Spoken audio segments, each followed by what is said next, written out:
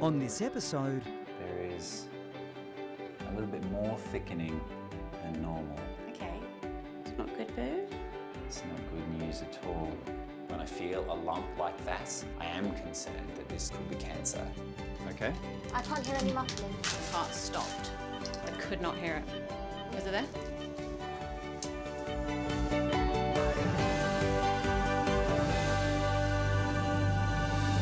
but first, Ooh, you're So very his, handsome. we found this lump here, which has caused some concern. Marcus has lost a leg, and now we see this lump.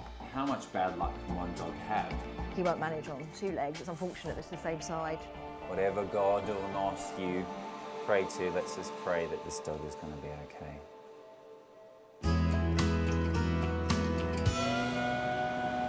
Today I'm making the drive up to North London to see a wonderful charity called All Dogs Matter. They do really amazing work here in London where they rescue and rehome abandoned dogs. It's run by Ira and her team, who are just amazing people, and today they've asked me to come and visit a really beautiful Labrador who's got some really big problems and a terrible past. I just hope there's something that I can do to help him. Good boy. Good boy. He's a good boy. I was expecting this really poorly 3-legged dog to come in, and the van pulled up outside and we could hear the biggest woof ever, followed by the back door opening and Marcus jumping out. We instantly fell in love with Marcus. He's adorable. Such a handsome boy. I don't know how anyone could have just left you like that. How could he do that to such a handsome, lovely boy? We thought that maybe the reason his back leg was missing was he'd had a tumour before, a cancerous lump, and it was removed. So we thought possibly the new lump could also be cancerous. So our thought was, look, this guy is going to be put to sleep if we don't take him in. Let's at least give him a chance. Let's get the lump tested. Hello, ladies. How are you? Hello, mate. You must be Marcus. This is You're a Marcus. handsome chap. Oh, thank you. Big smooch. I walk into All Dogs Matter and immediately am greeted by a beautiful, big, buffy black Labrador. And that's where you're forgiven to think he's got 4 legs? No, no, no. He's only got 3. It's unusual to actually get a dog that's come in that's already had treatment and then be abandoned. And he seems like in pretty good nick. If anything, Yeah, he seems like he's been well looked after. overwintering quite well, yes. Yeah, well, sadly, he's chipped to someone, but the owner's failed to come forward, so... Ooh, you're so very handsome. he's found himself without a home. What we found is this lump here, which has caused some concern. You know, I'm guessing, I don't know, you're the vet, but this leg may have come off because there was a tumour, possibly, and now it's maybe spread. He won't manage on 2 legs. It's unfortunate it's the same side. Marcus has been to the school of hard knocks. He has not got a home anymore. He's lost a leg, and now we see this lump on his leg. I mean, how much bad luck can one dog have? We can't put him up for adoption, you know, because we don't know what that lump is. Yeah.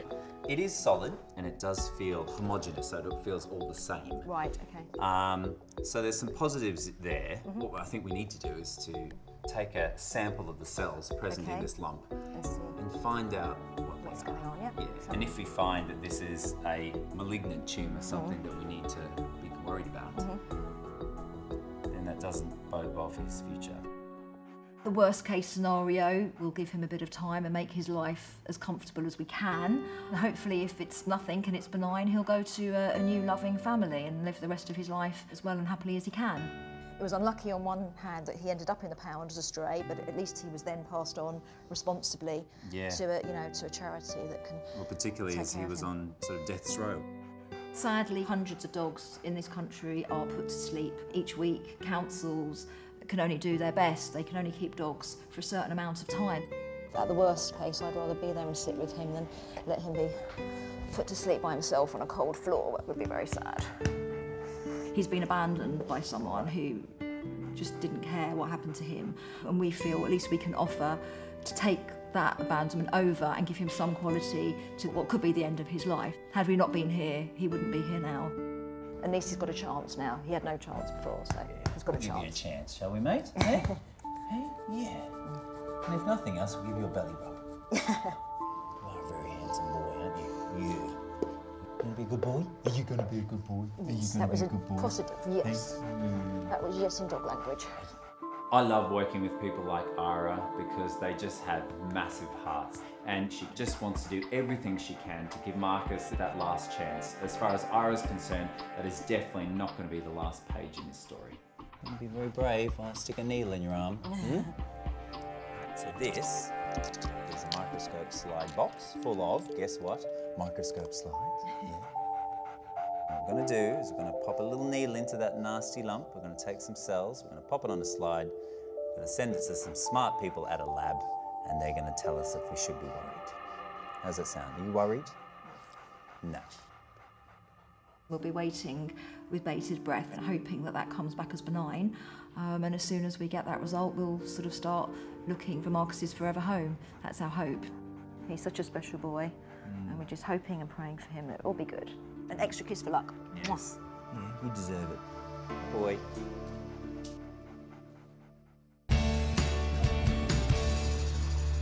Hello, Nina. Oh, yeah.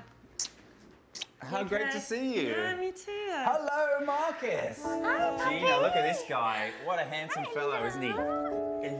Say hi to Gina. Oh, lovely. Oh, he's looking great, isn't he? Oh, he's wonderful.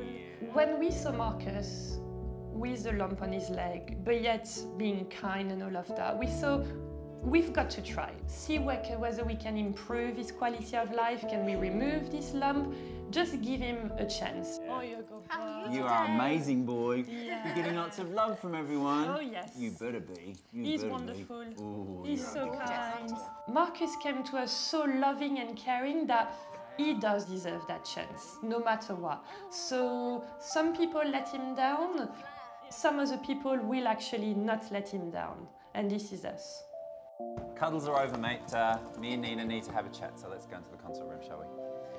Come on then, big guy. This way. Even though Marcus is very happy, loves his walk, loves being around us, there are a few signs that are a little bit worrying. He drinks a lot of water, he gets tired very quickly. I'm ready for the best, but I'm also a little bit ready for the worst.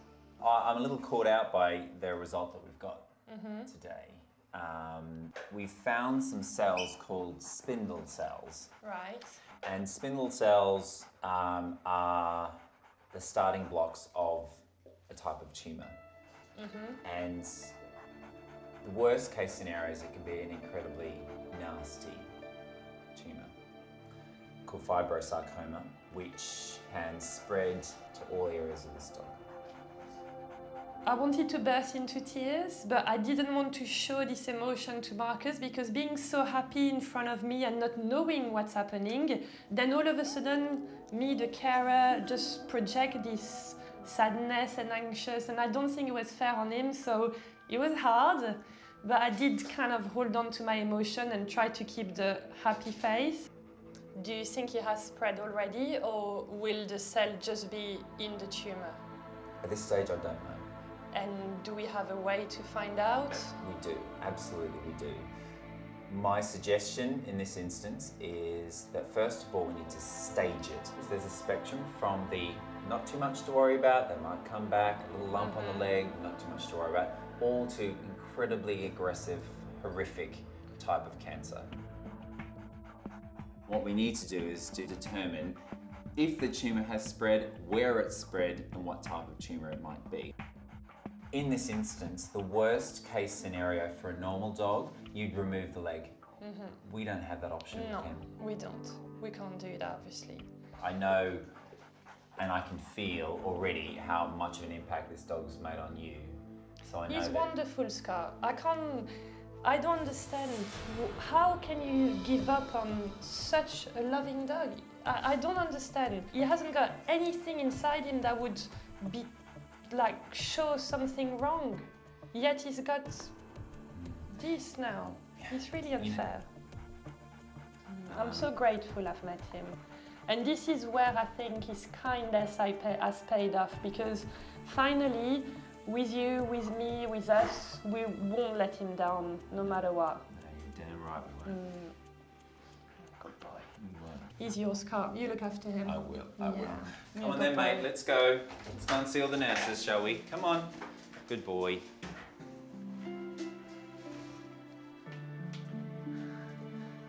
at this guy.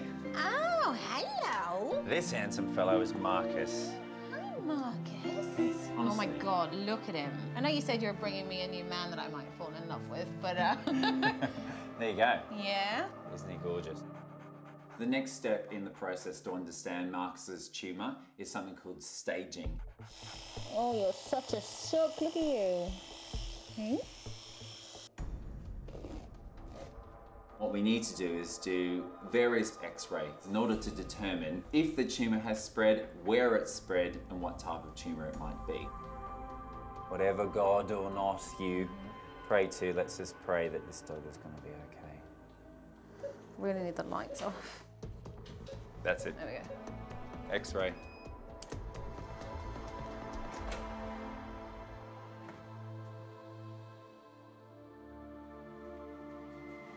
Is this just normal? Yeah, there's no tumours I need to worry about there. It's looking pretty healthy. Okay, good. Let's move on to abdominal x-rays then. Okay. Generally, this type of tumour will spread to the spleen. But so far, so good. That looks like a nice, beautiful, healthy spleen of a beautiful dog. So that's good. So I'll go and give Nina that good news, and then you can get set up for taking the lump off. Will do. There isn't any presence of cancerous lumps, so that's really great news, and it does mean that at least at this stage, the cancer hasn't spread. Hey, yeah. Scott. So, good news. Ah, Yes. So no tumours I can see. All right. Yeah. What I need to do now is to actually move forward to surgery. The guys are prepping him up downstairs. Okay. And I'm going to be taking the lump off, hopefully. so it's looking good. It's looking better than it was before the x-rays. Okay, which I take it as a good. Yes. It's great news that this cancer, whatever it is, hasn't seemed to have spread anywhere. And immediately Nina, she's a positive, optimistic person, grabs onto that. I rely on you now. Rely on me, Yeah. rely on my team. I've got the A team downstairs, so That's wonderful. you're in good hands. Okay, brilliant. Oh, I'm Okay. so happy. All Oh, right. I'm so happy. It's brilliant. Very good news. Thank you so much, All right. Scott. My Thank you. pleasure. Good luck. Thank you. All the best. This is a rocky road and I don't know where it's going to go, and I only will know once I actually remove the mass. Sizable, I'll give it that.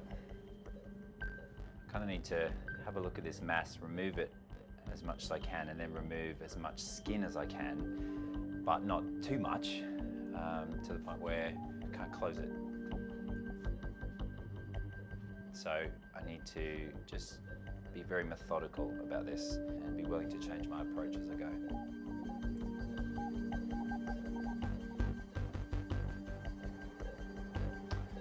Bloody evil thing.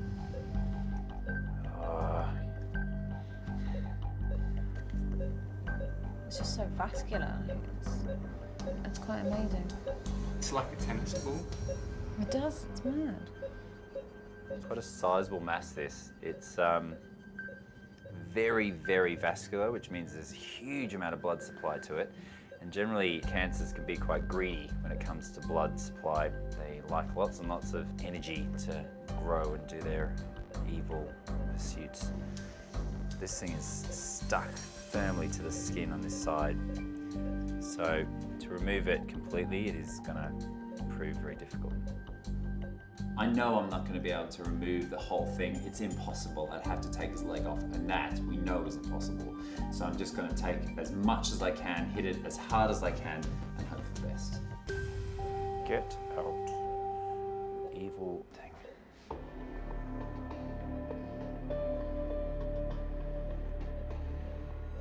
Problem with this is that it's so tightly adhered to the skin that I really need to be taking all the skin off that I can. But I can't take all the skin off that I want to, because if I do, then I'll have a big gaping hole that I can't close. So it's there's going to be some compromises here. This tumour is a horrific, ugly, nasty looking thing. It's horrible and it's invasive. It's going deep into Marcus's leg. That's a good bleeder there, Ems, please. Just there. Normally in potential cancerous lumps, you have to remove around 3 centimetres in all directions. Well, if I take 3 centimetres in all directions, he loses his leg. But he can't lose his leg because he's already lost one. So all I can do is try and remove as much of the tumour as I possibly can, and then just hope like hell that the result comes back that it's one of the less nasty ones. Incredible vasculature. Like, you know, normally you expect a little bit of bleeding, but this has got proper blood vessels going to it. I'd be impressed if I wasn't so horrified. Well,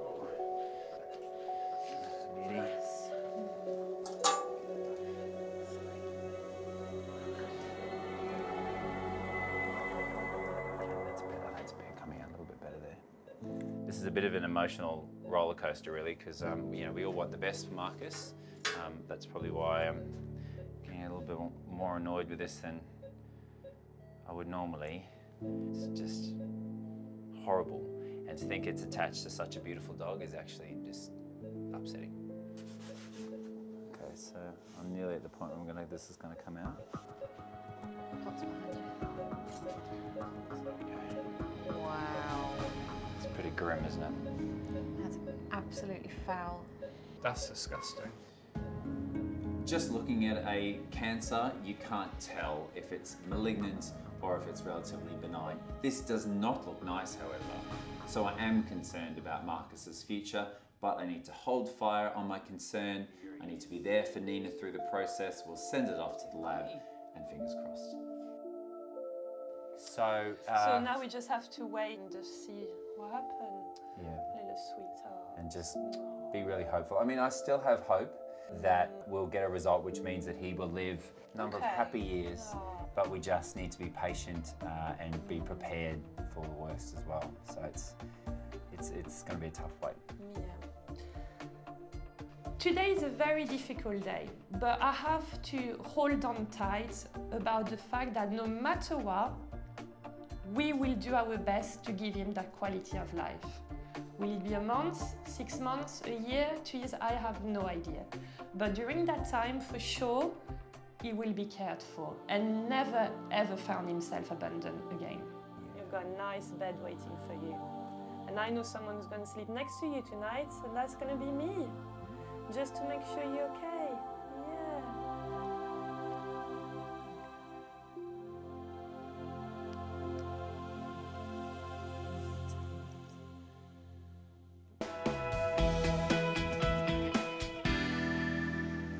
Good boy and good girls. Yeah, we've got a really good dog here, haven't we? Because I wasn't able to take all of the tumour away, there is a big chance that it might regrow in the same area. And if we have to remove the tumour again, then we will do. But the chances of it actually spreading to other parts of his body are really low, and so that's really good news for the future of Marcus. Do you like your new friend? Yeah, is that nice? Is that fun? Oh, little sweetheart, we need your bandage off and you'll be fine. Ah, no.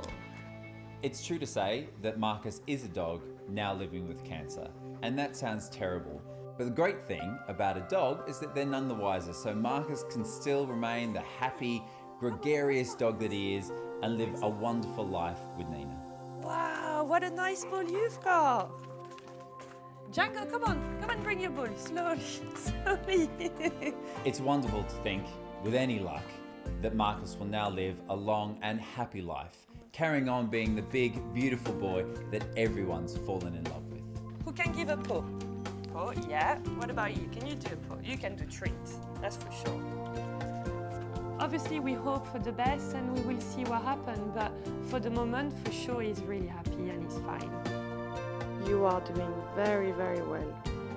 You're getting better by the day.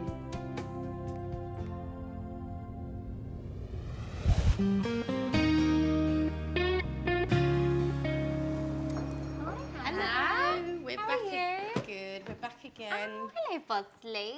How's he doing? He's all right. Yeah, we brought him in for his checkup with Scott. Yeah. He obviously doesn't want to be here at the moment. He's got a bit of a grump on his face. You don't look very happy, do you, sweetie? He's not impressed. Do you want to have a seat, Yeah. Hannah? It's got to be right with Thank you. That's all right. We found out pretty soon after we rescued Bosley that he had issues with his bowels and food intolerances. He had a lot of diarrhea, and for the first 10 years that we had him, it was always managed by diet. And then we noticed last year he started losing a lot of weight. I'm conscious he's getting to that age where you start to worry that there might be other things going on, and I can't quite imagine my life without him. I would never give up on an animal. He's very much part of our family. Hi Hannah, how are you? Hello Bosley. Hello champ. Come on in. We'll try and be gentle. Come on in. Come on, do. Up on the table there. How'd she come? Come on, Bosley. Come on. Good lad. Come on, beautiful boy. I'm a bit nervous to always, when I bring him in for a consultation, always nervous to find out if there's anything else wrong. So what's been happening, Hannah? Last weekend, he pooed in the kitchen, and I noticed there was some blood in the poo. And it was red blood, was it? Yes, it was red. Okay, all right. Quite bright. So when there's red blood, it's actually blood from quite far down the gastrointestinal tract. It's not bleeding from further up, because if it was, it would be digested like all the rest of the food is and would come out almost like a black colour. Okay. So if it's bright red, normally it's straining. And as we know, with IBD cases, diarrhea is commonplace. So a little bit of straining and a bit of blood is completely fair enough. That's good to know. Yeah. Oh, he's purring now, so he's obviously getting happier now. He's liking the massage, I think. Giving Sarah a little tummy massage. Okay, I'm just trying to feel all the structures of his abdomen.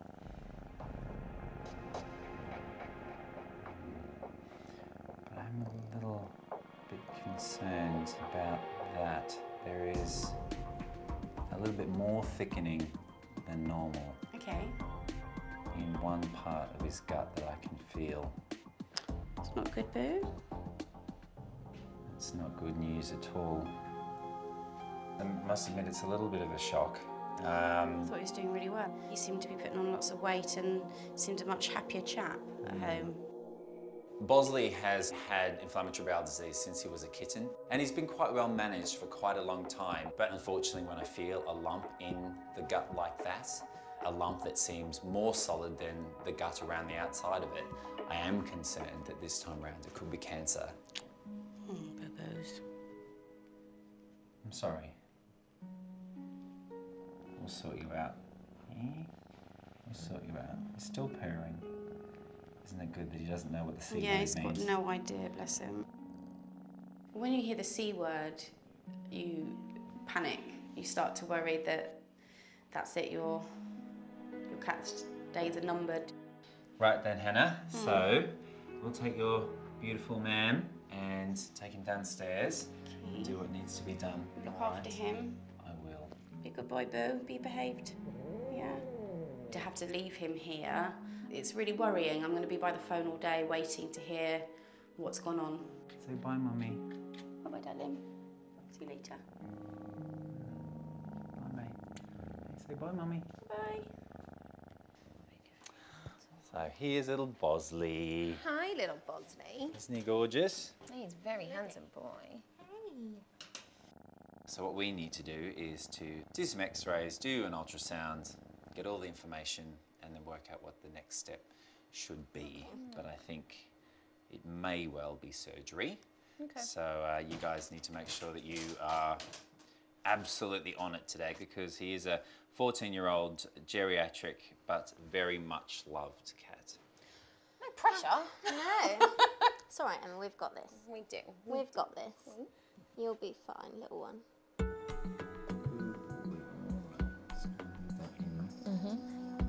He really is so handsome, isn't he? Very, very gorgeous boy. You won't believe what his mum calls him. Oh God, go on. She says that he isn't particularly bright, a little bit thick, and so she described him as like a male model. Didn't you do a little bit of modelling in your career at some point? Might have. Oh, it's fun to wind him up, Bosley. I'm a real vet now, though, I promise. Hey. It's a good job for you, isn't it, buddy? Yeah. All right, mate. Here we go. So right now, we'll do some x-rays and some ultrasound to get to grips with where this thickening is, what it might be, and what I need to do about it.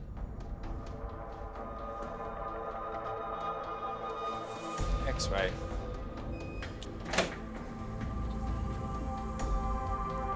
That's the mass there. I'm worried about. That does not look very nice. Very solid looking, very hard. The X-rays are throwing up something really quite strange. It looks like he's got a really solid piece of poo in his lower bowel, which is odd because he presented with the condition of diarrhea, so liquid poo. So that's a bit weird. And the mass that I can feel is absolutely around that position. So then I ultrasound to see the structures, the layers there, and I can see that it's thickened, but I can't see a specific mass. Unfortunately, it's just not clear on this, so I'm just going to have to use my own eyes rather than ultrasound or X-ray. Hi, Hannah. Hello. So, got your boy on the table. We've just done some X-rays and an ultrasound. There is still concern that it might be something that we should investigate right now. Okay. All right, lovely. I will now crack on with the surgery and I'll open him up and just see what's there. And depending upon what's there, worst case scenario, if it's something that I can't do anything about, I will call you again before I close him. But hopefully I won't be doing that. Okay? Thanks very much. Take care. There is some thickening of the gut and he does have inflammatory bowel disease, but there is the possibility of cancer. And I cannot allow that to be ongoing without answering that question. So I do need to open him up and so I can see it with my own 2 eyes.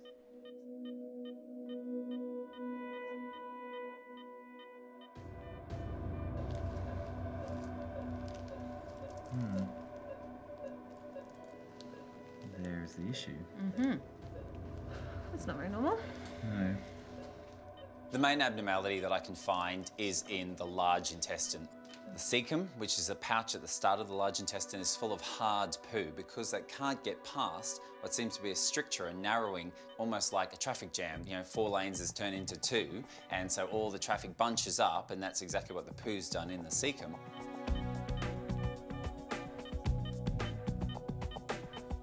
We'll remove these little tissue adhesions where they've contacted the colon, and hopefully it'll fix the problem.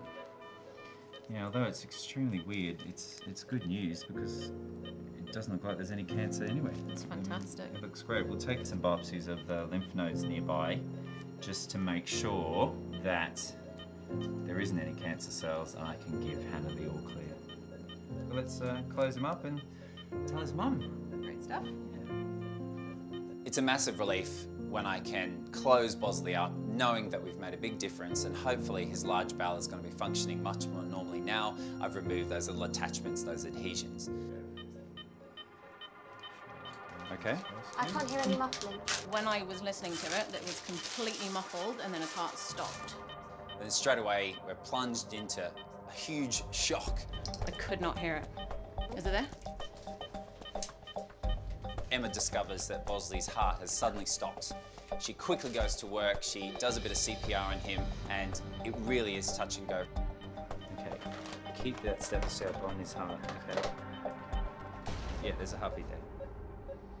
Okay? Yeah, it's just not a clear chest at all.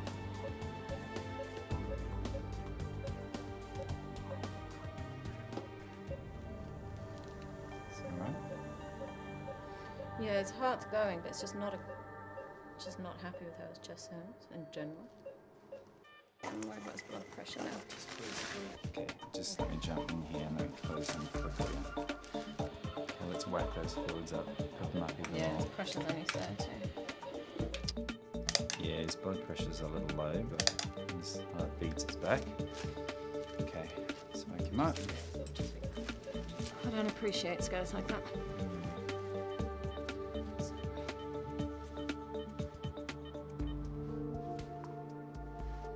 Okay, well, he's breathing much better now. You're awake now. You. Thankfully. It's just so heart-wrenching when something like that happens, particularly as we're about to deliver good news. Absolutely. Yeah, we're feeling euphoric, and what happens? You bring us right back to earth again, don't you? bit starey, mate, aren't you?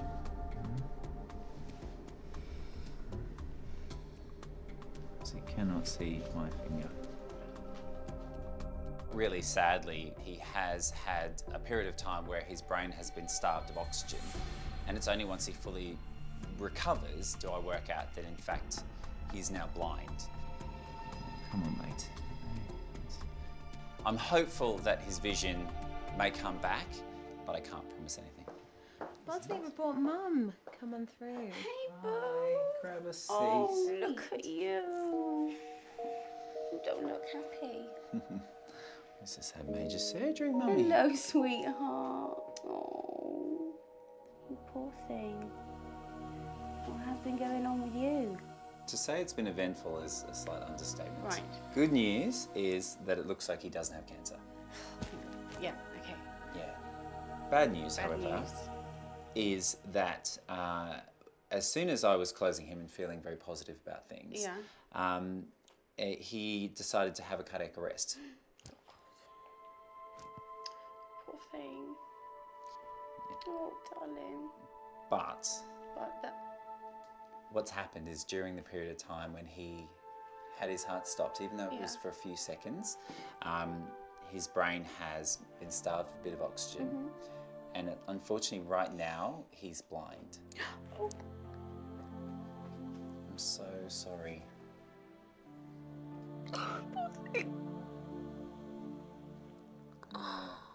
Is that permanent then? Look, all we've got to do is just hope and pray. 70% of cases come right, okay?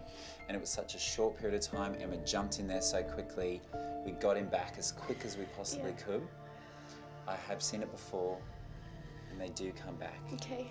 So he's going to stay in hospital with us tonight. So you'll know in... Well, I'm hoping by tomorrow. Yeah, we'll have a better idea as to how permanent, okay? Yeah, I just hope his brain just needs a little rest and a reboot, because the eyes are fine. It's not that, it's the part of the brain that processes the images that's been affected. And so with 24 hours worth of oxygenation and love from the nurses, fingers crossed we'll get the result we're looking Hello, darling. for. See him twitching his ears, he's definitely hearing you. Bosley.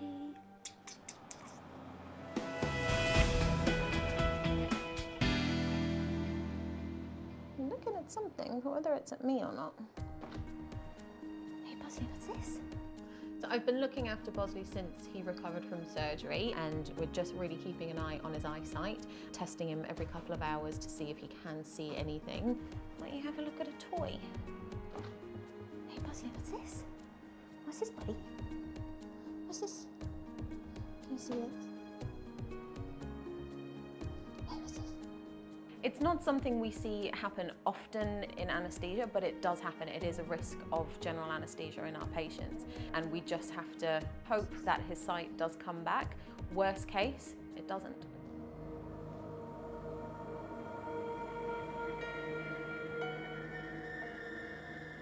I think he's maybe a little bit better than yesterday, but time will tell.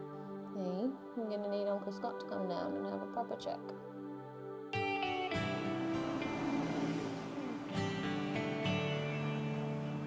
Hello, Boz. Hello, mate. Hey, did you pad me away? Hey? What does that say? It's such an exciting moment to be able to send home Bosley, but to be able to do so and know that I'm doing it with his vision back, it's just such a relief. Hi. Oh, hello. Hey, sweetheart. There he is. Oh, I've missed you. You've come to see him, but now he can see you. Bosley, hello. I'm just really happy that he's got his sight back and life can hopefully get back to normal. Gee, you've put everyone through the ringer, you monkey. It was a haven't bit you? dramatic, Bosley. Slightly unnecessary. Oh, I'm so pleased. Yeah, I'm Thank so you pleased so for much. you. I can't believe he's got his sight back. It's brilliant. It's great news to be able to send him home and he's still alive. My kids have actually made you a little card. Oh, wow. I didn't quite give them the full picture, but they knew that it was quite serious. Oh, wow, that is just so lovely. Thank you. I'm having a quick cry. Thank you, that is so beautiful. No, they Thank you. It's... we all can't thank you and Emma for everything you've done for him. It's so great that I can give Bosley back, being able to see his mum. But now we've just got the last little test results to come back, which was the samples from the lymph nodes. I'm hopeful that that will be absolutely fine. It'll come back as clear and great news for him. But he definitely can't have another anaesthetic again, so we do need to accept whatever the results are. Bye, mate. Say goodbye. See you later. There we go. All right. Bye, mate. All right then, we'll see you very soon. Thank you. Cheers. Thank you so much. All right. Bye-bye. Say thanks to the kids for that card. I will do. Bye, guys.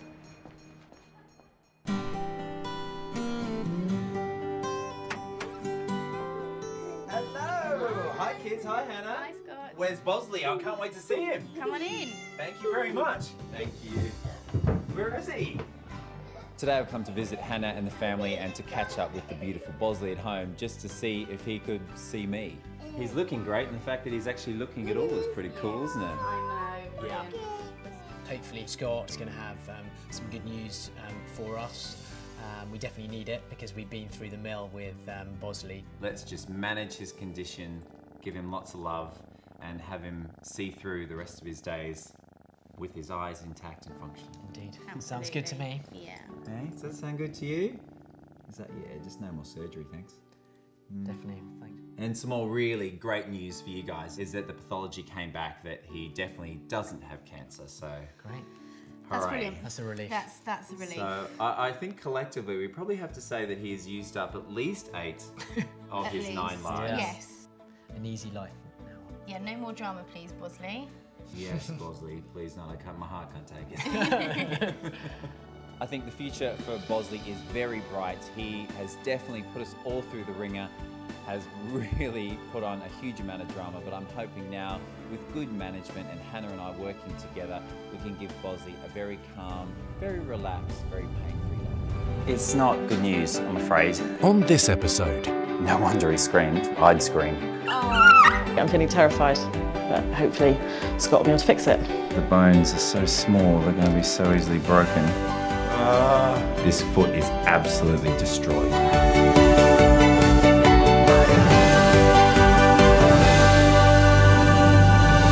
But first...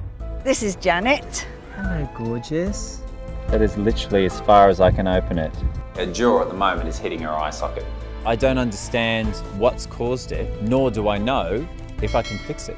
What's happened here is that the tube going down into Janet's throat has shifted. Let's get some oxygen in this cat.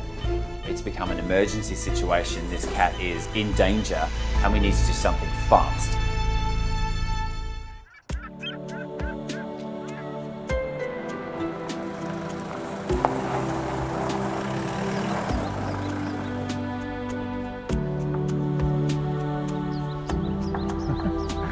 Looks like I'm in the right place. Wow, the first image of this house, straight away there's a cat that was looking out the window. Hello, can you point the way to the cat sanctuary? This way. Yeah. Yeah. And then turn around the corner and there is just so many beautiful felines just waiting to greet me. Wow. Hello everyone. Hello. This is cat heaven, isn't it? Hi, Scott. Hi, Liz. Hello. How are you? Fine. Welcome to Catastrophes and our I home love in the it. sanctuary. Mwah. This is a lot of cats. Yes. So it started off with just looking after a few and then yes, rescuing it kind a of few. started with about one little young ginger cat that needed help, and then Right. people get to know Yeah. you, and then it just goes on from there. Come on. I think it's probably from my childhood. If ever a stray cat turned up, you didn't pick up the phone and get someone to come and remove it. You gave it food, you looked out for it. That was it. You just did something for the animal to save a life.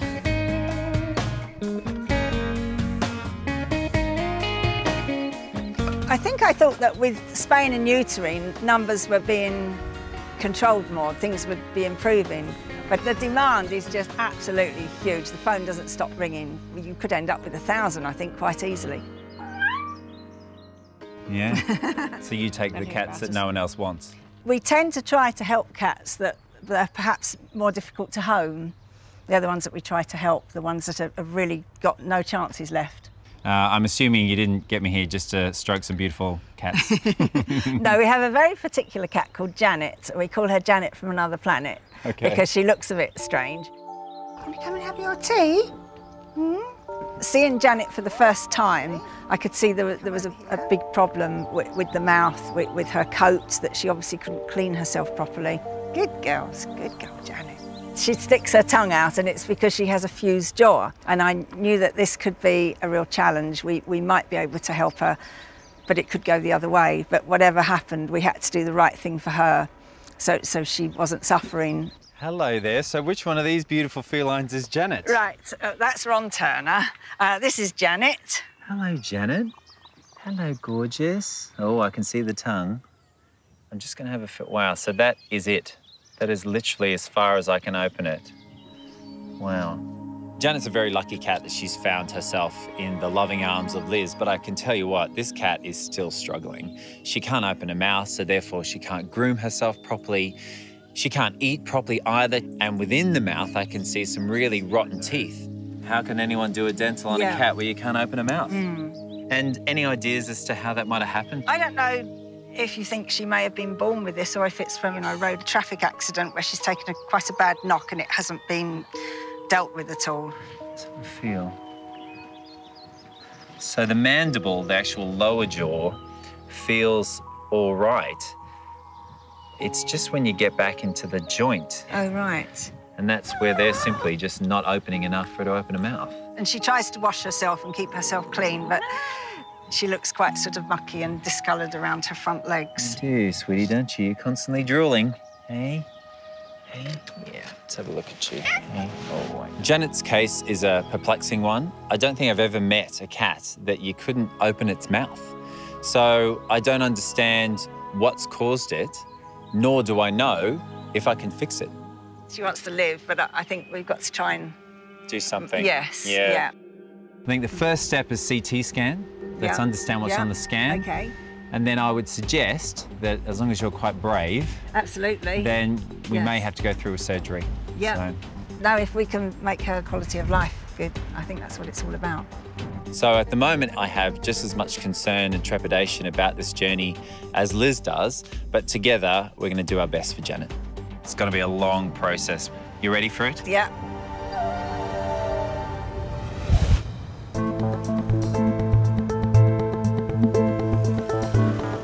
Hey, Aurora. Hi, Scott. Good So to nice see to see you. Thanks so much for coming. Chuck your bag down and let's get to grips with this pretty shocking CT image. I'm very lucky today to be joined by a specialist oral surgeon, Aurora. She has come all the way from Spain to help me with this procedure. This must have happened a long time ago. We don't know what happened. Probably a road traffic accident or something. It's brilliant to have this level of experience because it is a major thing we're going to have to do on Janet today. Both hinges were broken and healed in wrong position. So basically her jaw at the moment is hitting her eye socket. Yeah. Wow. Something must have happened long ago, some kind of trauma, because both condyles are broken and fused in a wrong position. Now her teeth are also infected and she's in pain now. So we remove a rusty hinge from her jaw. We hopefully see it open a little bit better. We clean her teeth and we give her a good life. Exactly. Good plan. It's going to be a hard surgery. I want to do it for her. I feel good that I'm here, but it's going to be challenging. Good girl, Janet. Okay, Janet, here we are. Uncle Scott. Hello. Okay, thank you. This is Janet from another planet. Oh, nice to meet you. Did you want to have a seat, Liz? Yes, Got me of right course. with you. Okay, thank you. So we're going to see Scott to see how he's interpreted the scan and the report from the specialist. So this is the real nitty-gritty for Janet. But hopefully good, all good. Hello, Liz. Hello. How are you, gorgeous? I'm okay. How are you? I'm really well. Hello, Janet. It's your big day today, isn't it? How are you? Hello, gorgeous. Come on then. Come and see Uncle Scott. That's a good girl. Right, so it's a hell of a CT scan. It really is. But what we think is that years ago, she suffered quite a significant trauma, which meant that she had fractures on both sides of her jaw. Crikey. Yeah. And the body's tried to fix itself, but just not done a very good job. So what we're going to try and do today is to just remove the hinge completely. The muscles and the ligaments and everything around the jaw will do the work of the hinge joint, but the hinge is not helping, so we need to get rid of it. I'm quite nervous about this procedure because I know it's going to be a long and very tricky process, so we just need to work step by step and hope for the best. Give her a big kiss of good luck. Brave girl. Mummy's with you. Mummy loves you. You've got lipstick on you now, darling, haven't you? There, good girl, good girl. I'll see you soon. Everybody loves you.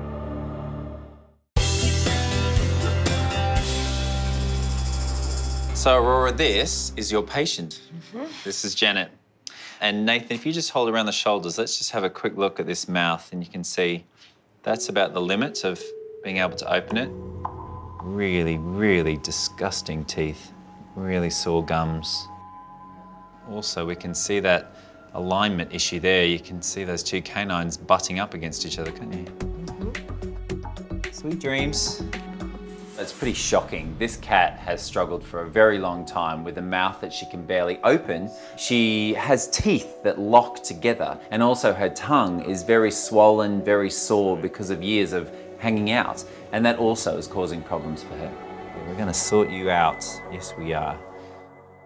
Janet's already been through a CT, and she had to have a tube down her throat then, so that would have inflamed the back of the throat. God, just getting in there. Gosh, I can't see a thing. I might have to try and go blind and just see if I can get it. And then alongside that, she's got a very thickened tongue, so that's almost making a speed bump. So trying to put a tube down there makes it one of the most difficult intubation processes that I've ever had to face. God, that's ridiculous. There's actually no movement in this jaw, so it's just about... No, it's not easy. Getting the access. That's not going to fit. Yeah, that's literally as open as we can get it. Goodness me. Yeah, that's in. Yes. Get in. Okay. All right. Okay, onto the gas. A massive sigh of relief when it seems we finally have the endotracheal tube in place, and Janet seems to be well under anaesthetic. So let's go for it. See, it's awake. She's just very light, so we're just concerned that her anaesthetic isn't deep enough. Otherwise, she wouldn't keep waking up. That's it. That's the problem. Yeah, she's totally awake. The relief that I felt as I thought the tube was down is short-lived. What's happened here is that the tube going down into Janet's throat has shifted, and she's got so much saliva in the back of her throat we can't actually see. So what we need to do is perform what's called a tracheostomy, basically placing a hole through her windpipe and then down into her chest, which will allow her to breathe and also for us to maintain her anaesthetic. Okay. Let's get some oxygen in this cat. It's become an emergency situation. This cat is in danger and we need to do something fast. Can that light be on this angle coming down?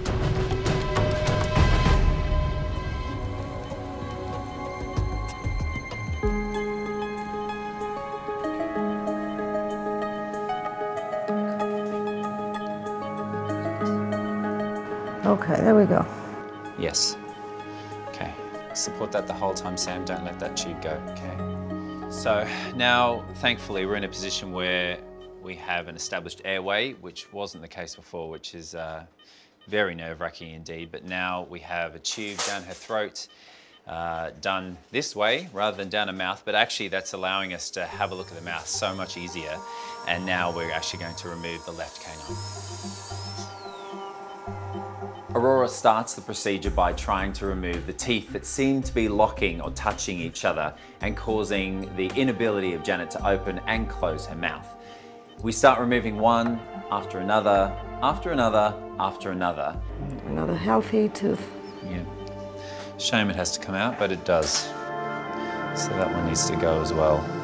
This really is a marathon. In all, we have to remove 4 teeth, the ones that were contacting each other and stopping Janet's jaw from closing.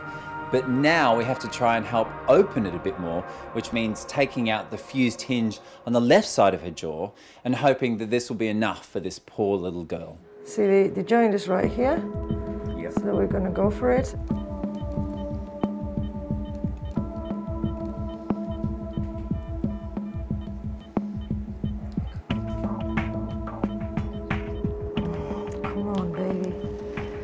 It's actually quite a difficult surgery to get to. There's lots of muscles, and also with Janet, there's lots of scar and fibrous tissue around it. So it's a really difficult surgery, not clear cut at all.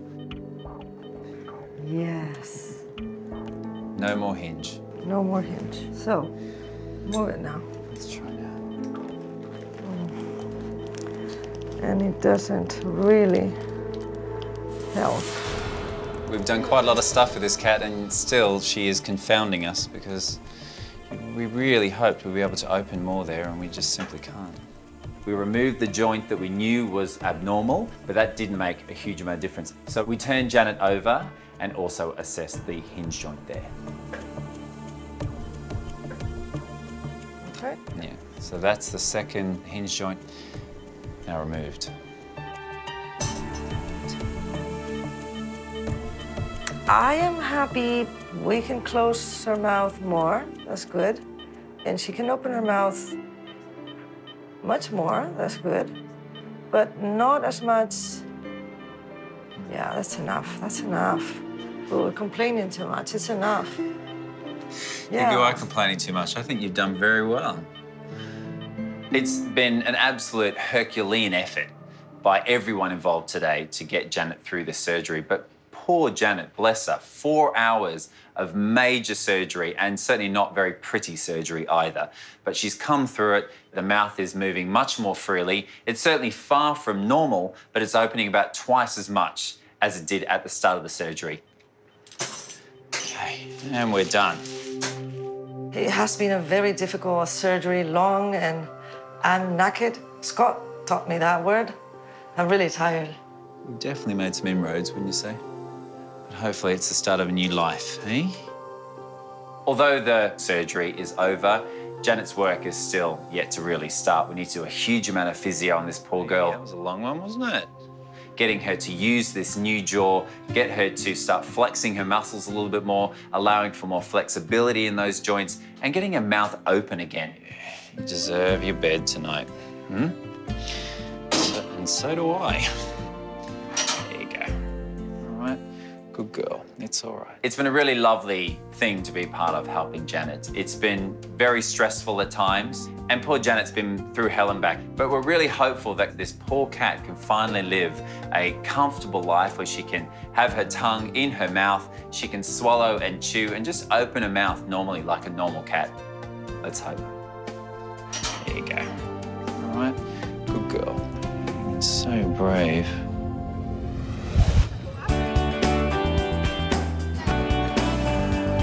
Hello. Hey, hi, Janet. How are you? She's doing very well. Yeah? Yeah, eating biscuits this morning. No way. Yeah.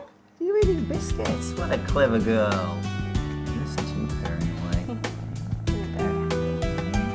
Janet has made a miraculous recovery. This cat is so brave and just so amazing.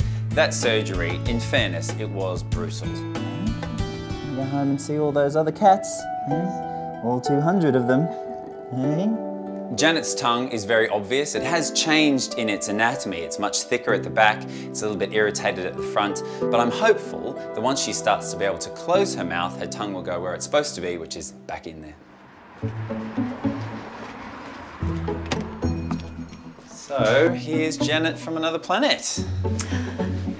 Gosh, Janet, do you even recognise your mother? I feel straight away she's purring. I think it's amazing that you've got over 200 cats, and she definitely recognises you. I think she does, doesn't she? She does, for sure. Yeah. So I hope your relationship isn't going to suffer with what I'm going to have to show you now, which is the physio. Okay. All right. This will definitely be a two-person job. Yes. So Jess, as you can see, is holding from the back there, and then the person at the front, all you want to do is just open and close this mouth. So relatively gently at the start, and then just a little bit of pressure once you get to the full open point. Okay. And then closing. So pop the tongue back in and then close the mouth, all right? And then just a little bit of a nice face massage, you know, around those jaw muscles, and just breaking down any attachments and just basically giving her a bit of fuss and love. Hey, baby. Hey. Yes. Well, my little inspiration, it's time for you to get back to all those feline mates of yours. Hey? All right. Hey, let's send you back to the sanctuary. Good girl. Mwah. Oh, you've been so amazingly brave. Incredible. I'm so pleased to be taking her home. I mean, I really didn't quite know how things were going to go. It was such a big step to go for this surgery, a huge step. I'm so excited that she's had all of this done, and it's fingers crossed. Now we've got to give her all the aftercare that Scott has advised. So I'm very excited and very, very pleased. Really appreciate everything that Scott and all of his team have done for Janet. All right then, Liz. It's been an absolute pleasure and a privilege to do this, and I really hope that she continues to get better and that I'll be able to come back and see her in all her glory soon. Oh, that would be wonderful. Yeah. All right, take care. Great, thank you so much. My pleasure. Thank you hugely. All right, bye, Janet. Come on, Janet. Be a good girl. Bye, Jess. Bye, take care. Thank you. Be brave. When we get Janet home, she's going to have a welcoming party, but nothing to make her too excited. No fireworks. I'll just have some balloons. Everyone will be really pleased to see her, give her a kiss and a cuddle. It's good girls.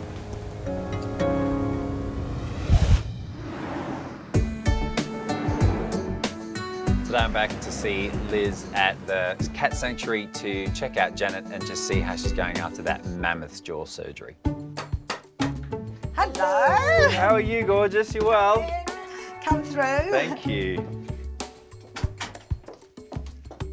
Through. Hello, feline friends. How are you? Hello. To the welcoming party. Yes, very welcoming. Hello, beautiful. Hello. So Janet's in here? Yes, this is the inner sanctuary. Wow, Janet's got her own room now. Yes, it's supposed to be a cat-free zone, but well, that's not working out very well, no, is it? No, it's not working. And here's Janet. Hello, beautiful. Hello, gorgeous. How are you? How's she been going? Really amazingly good. I mean, fantastic, yeah. Really? Astounding. She looks amazing. I mean, one of the biggest things I can notice straight away is that her tongue is now living pretty much in her mouth, which is nice. And actually, it is usually more so than it is at the moment. And she's such a happy little thing, very bright, very, you know, charging around. And she's actually biffing some of the other cats, like having little kangaroo Getting a bit of fights spirit and back. Playful and good. Really bright. Janet's been a really good patient, actually, surprisingly. I thought she might be a bit of a handful. But no, she's been really good. She actually seemed to even enjoy the physio, really. So from the physio and everything else, she's actually now, like, eating proper food, is she? Yes, she is, yes. And she's washing herself, grooming. Wow. Just really active as well. She just is the picture of how she looks so beautiful, and I can hear that purr from a mile away. Yeah, she looks beautiful. Oh, you're going to give me a nibble. Never have I wanted to be bitten by a cat more. No, I know, this is it, isn't it? You can't really complain. You just think, oh, that's good, that's good. I'm going to say it's a love bite. That's what I'm going to say. Oh, yeah. It's always difficult when you do a major surgery like this to a cat that's been that way for a while. But now I can very happily say we've been successful. This is now a healthy, comfortable, happy cat who has a functional jaw. It's an amazing result. Oh, we've got Rosie joining us. Oh, look, she's even biting Rosie. Oh, look. Come along, she says, you get out of it. This is my time. And now, on reflection, a worthy journey? I'm so pleased, absolutely, definitely. Oh, yeah, so good. I'm really happy for you. Thrilled. Really happy for you, really happy for her. And I'm sure we'll go on that journey with another cat at some point in the future. We'll have a little queue for me. An orderly queue of over 200. Yes. Not all at once, guys. Not all at once. No.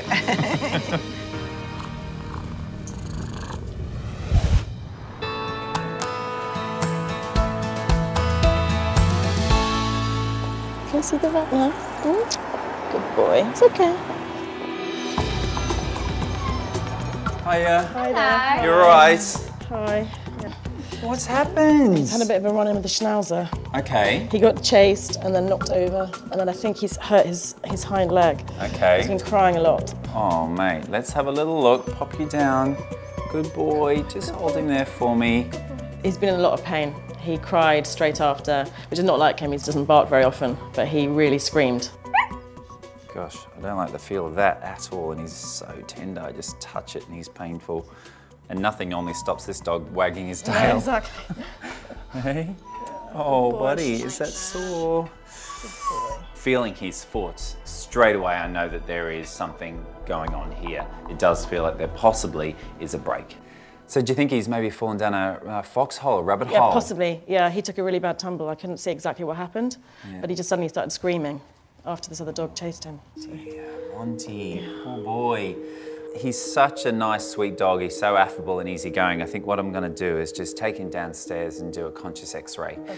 So I'll just pop him under the X-ray machine and just see what's going on, and then we'll work out what we're going to do about it. Okay, great. Good boy. Come on then, let's go. Come on. Good boy. Brave boy. I'm feeling terrified. I'm really worried there's something seriously wrong with him, but hopefully Scott will be able to fix it.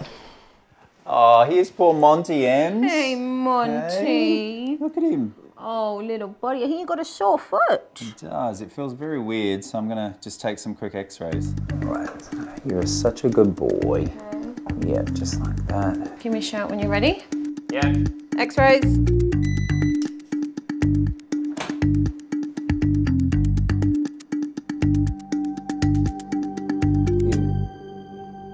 Yikes, Ems, take a look at that.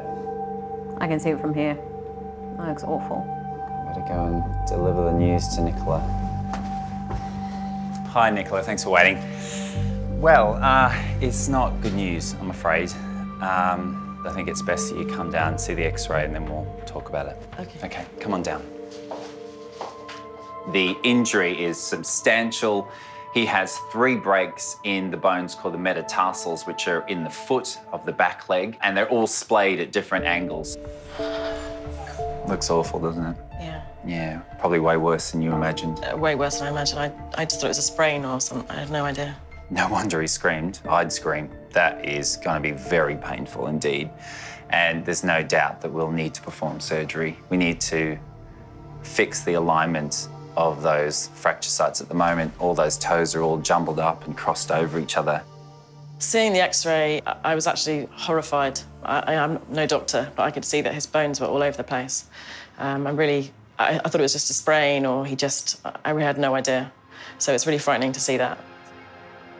Looking at that, I'm going to perform a surgery. It's akin to being like the blades of Wolverine, but instead there's pins going down all the toes, and they're going to place them all back into alignment, and the healthy toe acts as a splint for the other 3, and then we place a splint on the back. Once we've put the bones where they should be and in perfect alignment, that should heal really quite nicely. But it's a painful process. He's in pain now, he'll be painful after the procedure, and going home he's going to have a lot of enforced rest, which for a puppy, that's going to be fun, but it's going to have to be done so we get the best result possible. So it's best that we just dive in, fix it as quick as we can, and get him moving on with his life. I absolutely love Monty. Monty is the most amazing little puppy, and so actually have to leave him here overnight as well is pretty frightening. All right, I'll walk you out. Bye, Mum.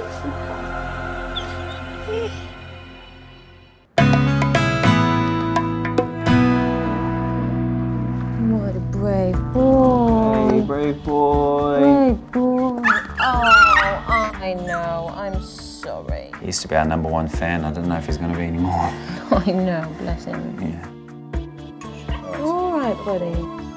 This surgery is quite complicated because not only are we fixing 3 broken toes on 1 foot, but also it's the anaesthetic of a puppy. They're quite delicate, and it will be a long anaesthetic, and that means that it's increased in its risk.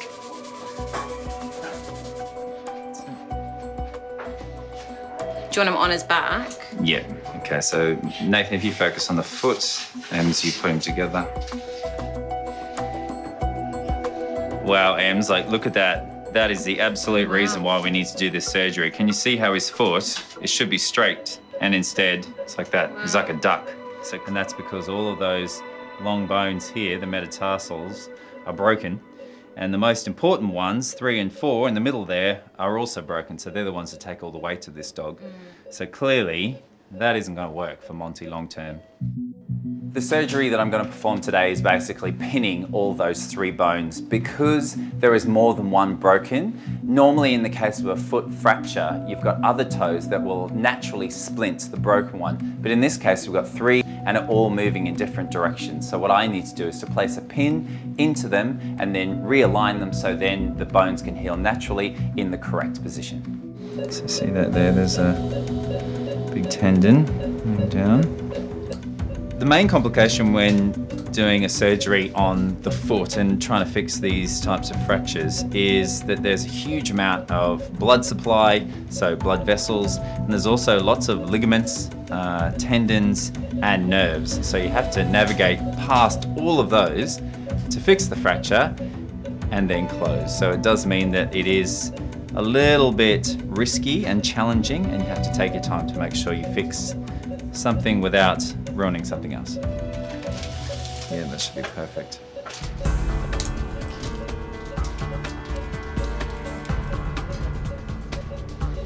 So I'm just putting the first pin in.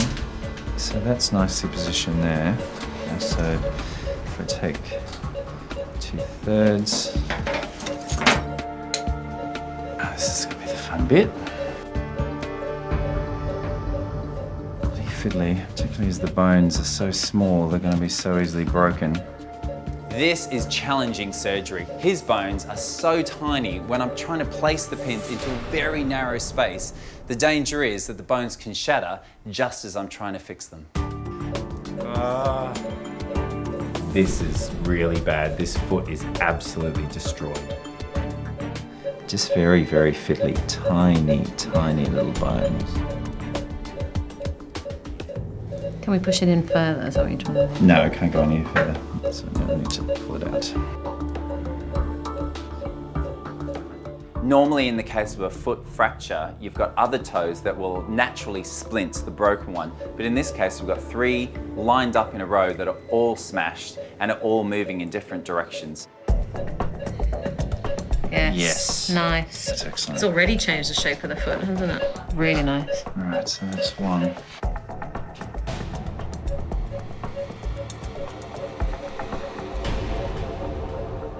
Getting there. How's Monty doing, Nath? I'm happy this end. You happy that end? I'll be happy when it's fixed. You want to swap? I'd rather be your end. He gets sweary during fractures. Do you want me to give you some traction from the other side? Yeah.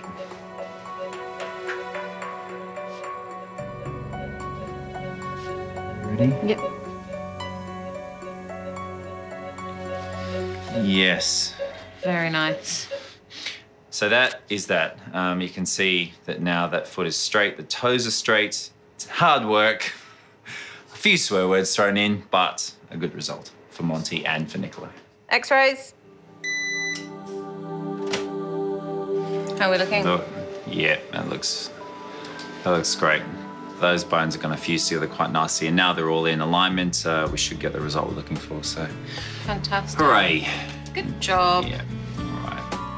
Oh boy, oh, that was horrible, wasn't it? Hey, for you and for me.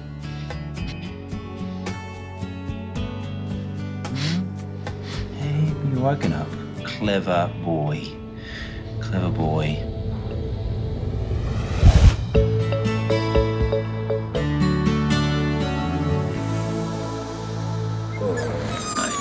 It's a bit sore. Oh. Is your family here to see you? Yes, they are. Yeah. Do you think he's going to jump up and down, or do you think he's going to try? Yeah. We really missed Monty. He's been away for a couple of days now, and the house is so quiet without him. I think we've now realised just how much he means to us. Guys, excited about seeing Monty? Yeah, I can't wait to see him. I hope he's missed us as much as we missed him. Hello. Monty, hello, Monty. Hi, guys. very, very brave little dog. Very brave. Yeah, because you know he broke his foot. Do you know that? Yeah. Look at him. But look how brave he's been. And now, surgery was long and intense at times, but we got the good result that we wanted, which is that he woke up fine. It's really great for me to know that Monty is back in the loving arms of his family, and now he just has to recuperate over the next 6 to 8 weeks. We'll be monitoring him very closely, doing further x-rays, and hopefully his little toes will heal perfectly well and he'll be running around in the park sometime soon. Now we just need to tell him that schnauzers are actually quite nice. Yeah, all right then, you enjoy. Thank all you right. so much. No more falling down holes. Yeah, okay? no more schnauzers. All right, and we'll see you so very much. soon. Thanks, God. See ya. Thank you. All the best. Bye, kids. Bye. See ya. On this episode... Is that the first time you've seen that, Natalie? Yeah. Whenever you see a lump in the mouth of an animal, that's always a concern. They're either completely benign or fiendishly malignant and dead within months. Bye-bye, oh God. He's only just come into our lives, so I just can't imagine or think about it not being okay.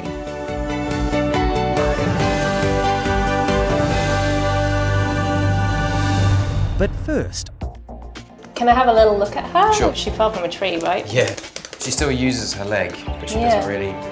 She doesn't grip very well, does she? So this isn't good news for Pablo. It's definitely not what I was hoping to find. The surgery is very high risk, so we have to consider the other option, which would be putting her to sleep.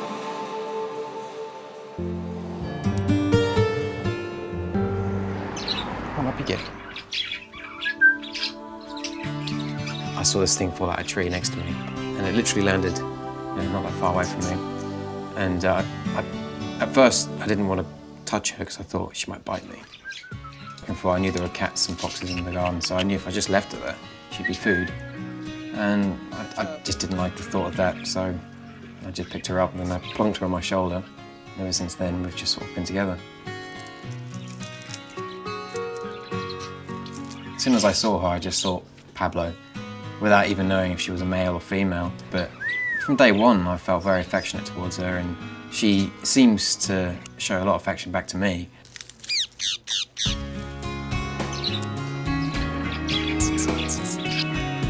Who's that? The last year, I've been dealing with a lot of anxiety, not being able to go out and meet new people, and just kind of struggling with an awful lot of things. So how's Pablo doing today? Since I met Pablo, it's given me that extra confidence to meet people and go out and socialise again. Does she have a favourite shoulder? She does, and it's this one.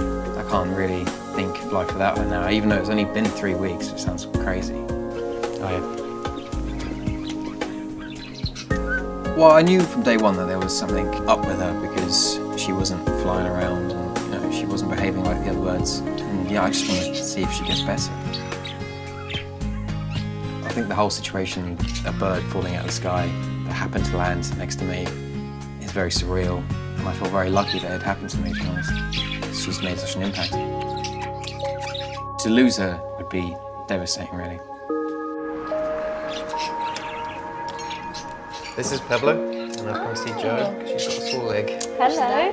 Hi. Hi, how you doing? Not bad. How's Pablo? Sleeping? Some people will see parakeets as a pest. She's not an indigenous native species to the UK, but in her case, she is a pet to Luan, and they obviously have a very close relationship. Can I have a little look at her? Sure. Or just have a look and see how the leg's doing? She fell from a tree, right? Yeah, she fell from a tree next to me. She still uses her leg, but she doesn't really... She doesn't grip grab very it, well, no. does she?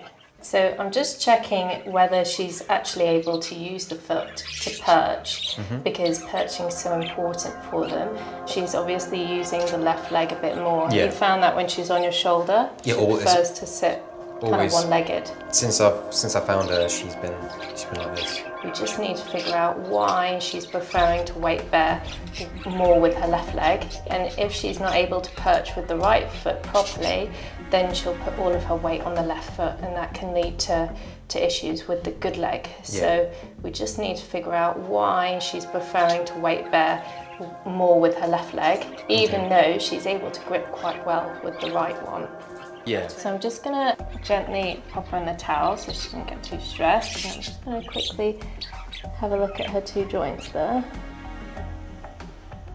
Pablo. So what we'll do is we'll take an x-ray of her legs and we can see how that joint's looking. She might have a fracture there and infections can get into the joint. And so we want to make sure that she doesn't have that. To get good views we need her to stay still, so we'll just give her a little bit of anaesthetic gas. Okay. I'm remaining hopeful and optimistic, but yeah, I'm worried. Okay, so if you want to wait for a little bit and then I'll update you shortly when I've got some x-rays. Okay. Okay. Hi Nathan. Hiya, what you got there? This is Pablo. Wow.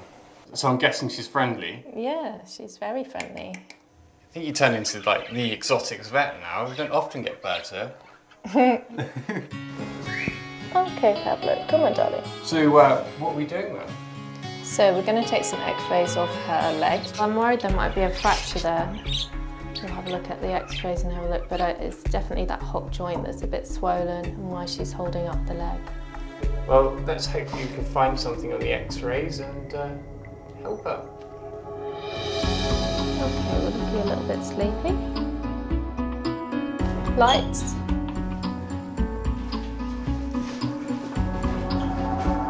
X-rays.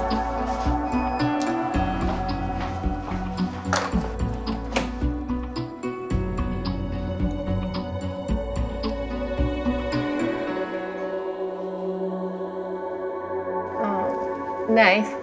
Yeah? I think it's a really bad fracture. You can just see the fracture there. Wow. It's really painful. Oh. And this was obviously the swollen joint because everything else is up inside, but when she's asleep, that's why we can't extend the leg properly. Oh. So this isn't good news for Pablo, and it's definitely not what I was hoping to find. And I did think Pablo probably had a fracture, but not this high up, so it's a lot more serious than I thought. Here we go. Pablo. Hello. How is she? She recovered from the anaesthetic really well, really quickly. But I'm afraid the x-rays didn't give us the news that we wanted. Right. The fracture's quite high up. Surgery is an option, but we have to consider that she's a really high risk for any anaesthetic. And obviously that one would be longer than the anaesthetic we did to do the x-rays. Okay. But she's healthy, she's good weight, she's eating, and so, you know, her chances are reasonable, but bird anaesthetic is really risky. I thought it was going to be very straightforward. I thought she might need some medicine or an operation or even some physio. And no, it's very disappointing. The surgery is very high risk, so we have to consider the other option, which would be putting her to sleep, because with a fracture like that, she's going to be in a lot of pain. I'll have to give it some thought, but I probably will go ahead with the surgery. They're not great options. At least with surgery we can try and fix it and potentially have a good outcome with a usable leg that's not painful, even though it's a higher risk because she's a bird. I want to give her the best fighting chance. I feel like she's sort of turned up at the right time. She's helped me an awful lot. Now it's my time to help her.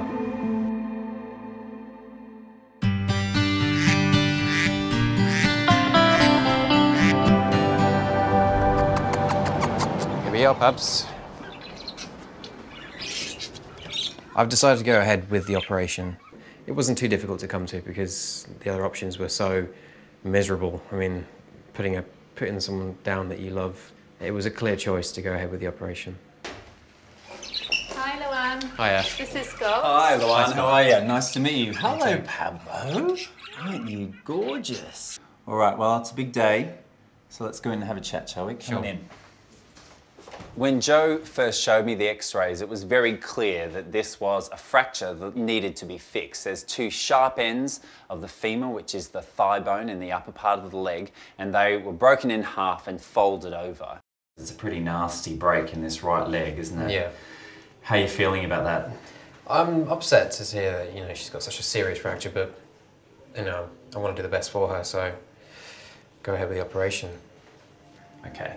The main concerns for us is the anaesthetic. But the problem we have with her is that she is going to need to be under anaesthetic for quite a while, for maybe anything up to an hour. Yeah. And that is always risky in birds. So we are quite concerned about that. And then of course, she's a young bird. And as a result, her bones aren't fully calcified and as hard as they should be. And so that will mean that there's chances that whilst placing a pin, they may fracture. So yeah, there's a couple of concerns we've got. Well, I'd say more than a couple. Hey. She must be up high up. You do. Hey? I see Daddy's quite nervous. Yeah, I'm definitely nervous. Yeah, I know. We're nervous too. Because it's not something that you have to do every day. It's something that we have done a lot of research and a lot of study in preparation for today, but something that we're really, really hoping goes well and will give you the result you want, which is a bird at the other end. Just fingers crossed. Literally in the last 3 weeks, we've bonded so much and so quickly, and the fact that there's such a risk that I might lose her, yeah, it's been difficult. Good luck, Pablo. I'm expecting the worst, but I'm hoping for the best. We will give you a call as soon as she has woken up. All right. In the meantime, just cross hands, toes, fingers, whatever you can find. Yep. All right, mate. Take care. We'll see you in a bit. Yeah. Bye.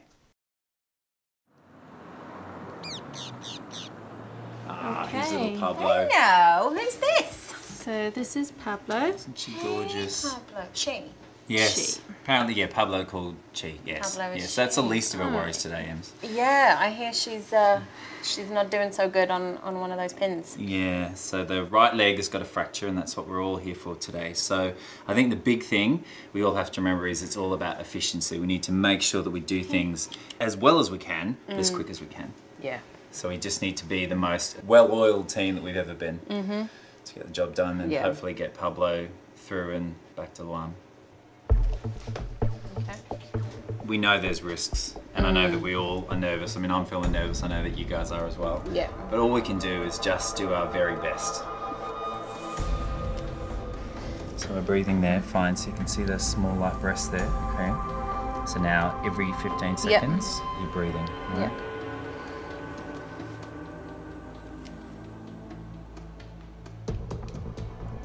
Birds are very delicate little creatures. They're very prone to stress, and under anaesthetic, they can just simply die. So it is a very nerve-wracking thing to knock a bird out under anaesthetic, and we need to make sure that we're all on our A game today. There we go, so knee there. Just feeling the fracture site properly for the first time. She's just so stiff. This fracture feels a lot different to what it looks like on X-ray. The muscles are so tight here that they've actually pulled this fracture underneath its knee. So it's like having its hip joint and its knee in the same position, which is clearly not correct. So what we've got here is very, very abnormal indeed. And because it's been like that for 3 weeks, all the muscles have contracted and it's led to a right mess. But unfortunately, I can't see how I'm going to fix this surgically, because to do so, I basically have to refracture the leg. Is amputation an option? I don't think we need to. The reason I don't think we need to is because she can feel her leg. She can feel her leg, she can place her foot, she can hold the toes around my finger. So I'm feeling now that actually we should pull out and we should allow her to wake up, because although this isn't a perfect life for her, I'd rather her be alive. And I think that she is relatively comfortable. I think that the fracture has healed, however badly. And I think that, yeah, Luan loves this bird, and I don't want to be the one that breaks his heart. Hello, sweetheart. Although we'd love to have pinned the leg, there actually was no need to. And even though it might make you look like you've got a bit of egg on your face because you thought you were going to go one way, but actually you went another, well, you've just got to brush the ego off and get on with it and get the best result for the animal. And for the animal, and I think for Luan, the best thing was to leave well alone. This bird is perfectly healthy. It has a weird short leg, but she's going to be absolutely fine. Welcome back. I think she's hungry. She's like, get off my leg. I wanted to have a perfect leg, but hey, seems from the examination that we've done today that Pablo isn't in any pain. There isn't any chance that those sharp edges of the fracture site could cause any further damage. The healing's been done. It's not perfect by any means, but it's perfect enough. Hey. Here we go. Oh, how'd it go? Well, it was eventful. Your bird has something we're going to newly describe as a FIFL, which is basically a very odd leg, knee, thigh joint. So it's just a fused callus, so it'll always be deformed and she'll always have that kind of claw-like perch. But she can still perch and she's not in pain. And is that not risk of infection or anything like that? No, because the fracture is on the inside. The slightly sharp bit of the fracture that we can feel is on the inside of her knee, so it's protected from anything on the outside. And it's great that we've been able to give back to you on One Piece, and that's exactly what we wanted to do. And we know that we've gone through the process to try and give her the best treatment we can, and actually it turns out by doing nothing is the best treatment we can give her. I really wasn't expecting a happy outcome, if I'm honest. I mean, I know I said I was remaining hopeful and so on, but just the chance of her not making it, I'm really happy. She's in good health and her foot's healing itself naturally, and that she can come to work with me tomorrow again, back to normal.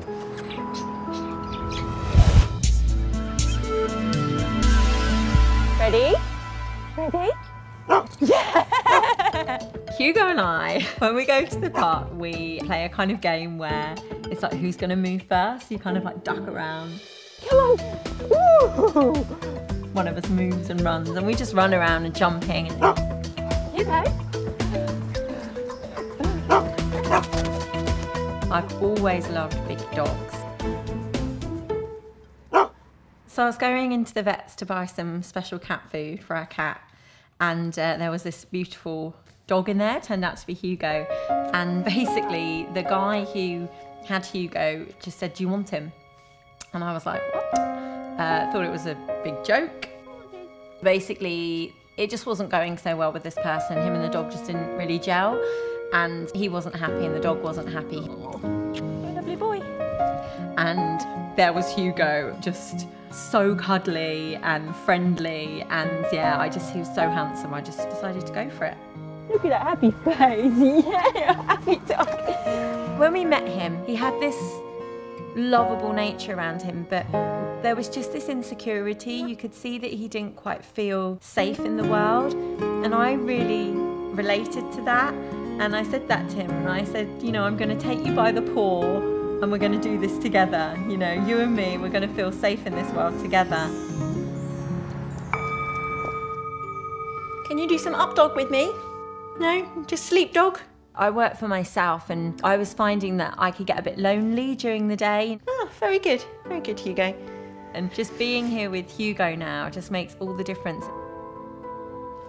We're not really nervous about his first vet visit. I think it's just to be sure and to be on the safe side. We just want to have him checked over. Every day I just look at him and just fall in love with him a little bit more. He's just the most gorgeous being, and I adore him. I love you. Yes, I do.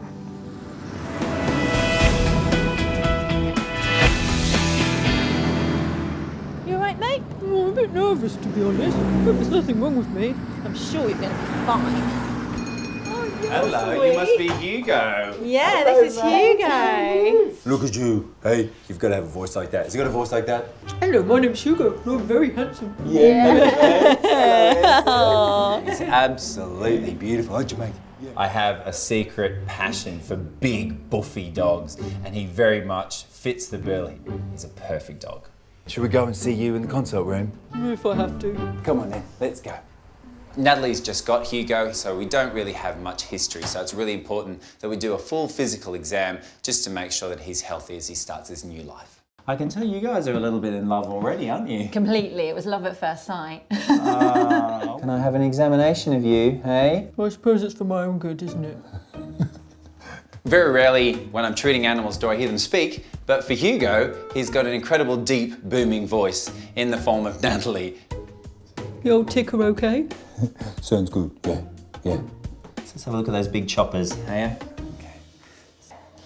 Ooh. Okay. Is that the first time you've seen that, Natalie? Yeah.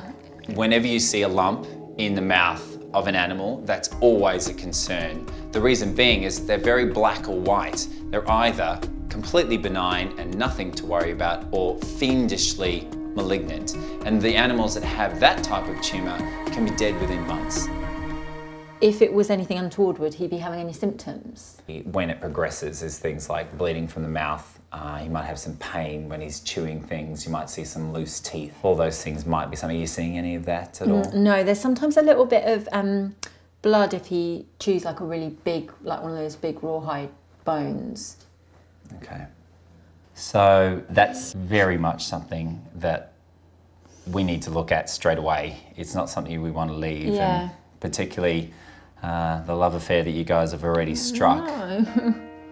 We don't want to break your relationship up, and I think sometimes we have to jump on these things quickly and just make sure it doesn't get out of control. Okay. As a vet, we see relationships between owners and animals all the time, but the relationship that Natalie has with this dog so soon is incredible.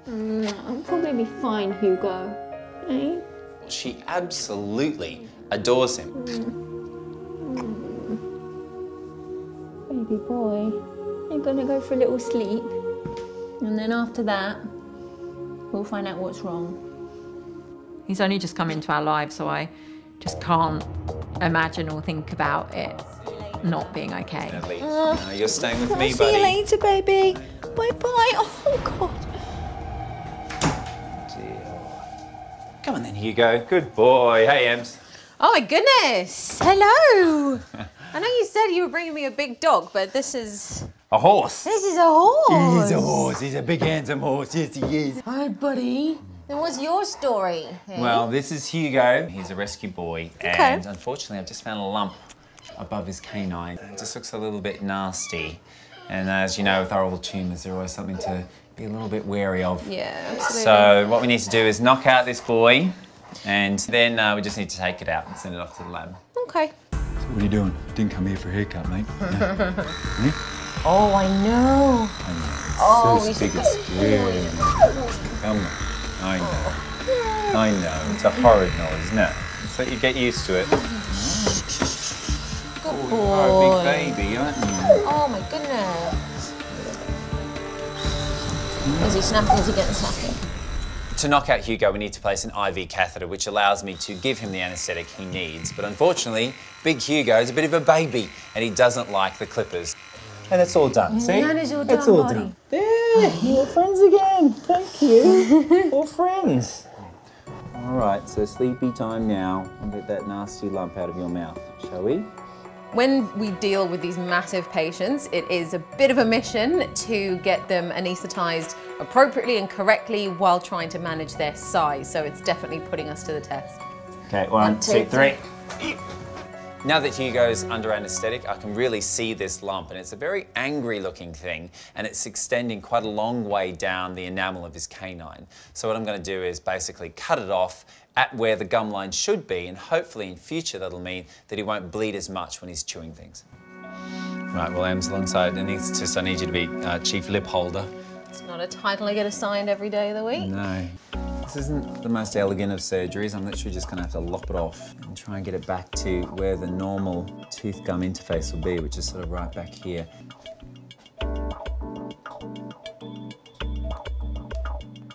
That will just lift away. Okay, one nasty lump removed. All right, so that's that. He's got a lovely new gum line.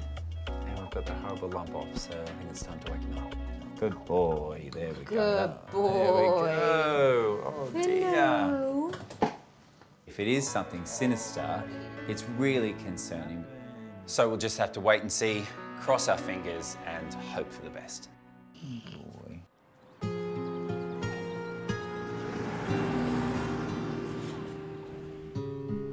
If you hear that there's something wrong with your animal, even if it's a small thing, there's always a slight cause for concern, because you just hope that it's not going to become a bigger problem, and hopefully it's nothing to worry about. So I'll try not to think about it. Oh, I can hear it. Hi. Hello. Hugo, who's this? How's my boy? Hello. Hello. It's me. I cannot believe you're not more excited. Oh, are you a bit dozy? How's your mouth, Poppy?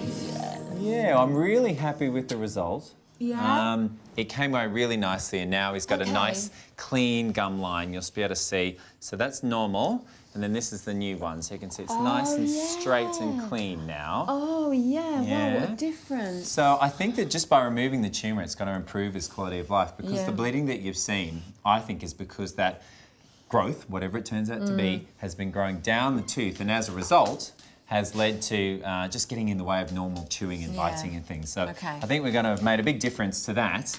And now we've just got that anxious wait for the next few days. For the results. Yeah. You a bit anxious too about it, hey? Yeah. Very happy that the lump's come away, that it's come away clean. Obviously apprehensive about the results because we still have to wait a few days for those. And, you know, just hoping for the best, really.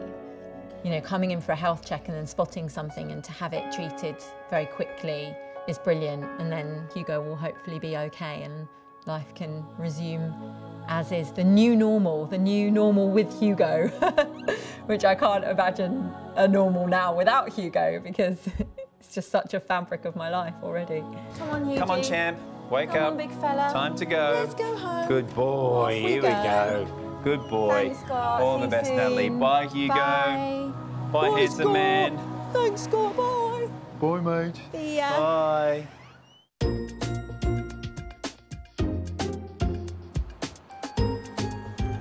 Hugo, what's this? Are you interested or do you just want to sleep some more? Is it steak? No, it's dog food. Oh, I want steak. Well, what are you having for dinner? Can I have some of that? Hugo's favourite snack, I think, has to be cheese. It's closely followed by eggs, tomatoes and grapes. Here we go, dinner. I'm in. Scott gave us a call the other day to tell us the good news that he has the all clear, which is, yeah, brilliant, brilliant news. I was saying I wasn't worried, but underneath I was just desperate to get those results, and I don't think I'd realised how worried I was until we heard that he was okay, because I got really teary and was just so relieved. Who's this? Who's this? Oh! Hi, Hugo! What a greeting! Hello! Come on, Bella! Come. What are we doing? Hiya! It's always a little bit special when someone opens the door and I'm greeted by the big, handsome, gorgeous, wrinkly face that is Hugo with his big slobber chops. What's this, Hugo? Oh, cheese. I love cheese. Give me paw. Oh, Good boy. So nicely as well. Oh, you love the cheese. I love Natalie's Hugo voice. That is completely how he would sound. Would he be human? Oh, big boy. It might sound mad, but it kind of keeps me sane. And I hear the best part of all of this is that he's had the all clear from Scott. Yes, he has. Such good news. And then I was a bit emotional when I heard, because I was just so relieved. So relieved. Just got a bit teary. We were out for walkies, weren't we, when we heard the news? Hugo, can I have a look at it then? Can we have a peek Gonna to show see? Auntie Emma. Hey? So since the surgery, Hugo's mouth is looking brilliant. There's barely a sign that any surgery has been performed. His gums are looking healthy, his teeth are looking great. So yes, very pleased with his progress. Sometimes I think you're a dream. I do. Breaking hearts all over the place, you, aren't you? Go on, give it a kiss. Hugo loves the ladies. Yeah, it's a real big lump, isn't it? On this episode, Bella had obviously suffered major trauma to her tail. She's been really crying loudly. And there's not the greatest of response there. There's a level of nerve loss or nerve damage. It can go from a significant injury to an absolute nightmare. You want to be damn sure that you're in the right position.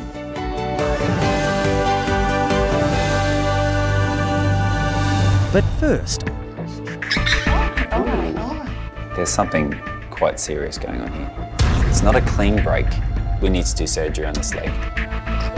Oh, bless you. It's a complete and utter shock. Probably my worst nightmare.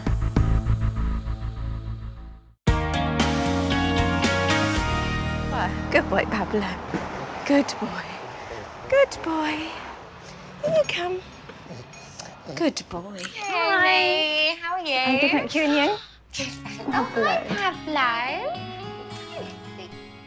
Naomi has brought Pablo in today because she left him at home yesterday, came home to find that he was limping. Excited to be here, aren't you? Good boy. Good boy. I tried to pick him up and he was almighty squeal. He just would not move. Come on then.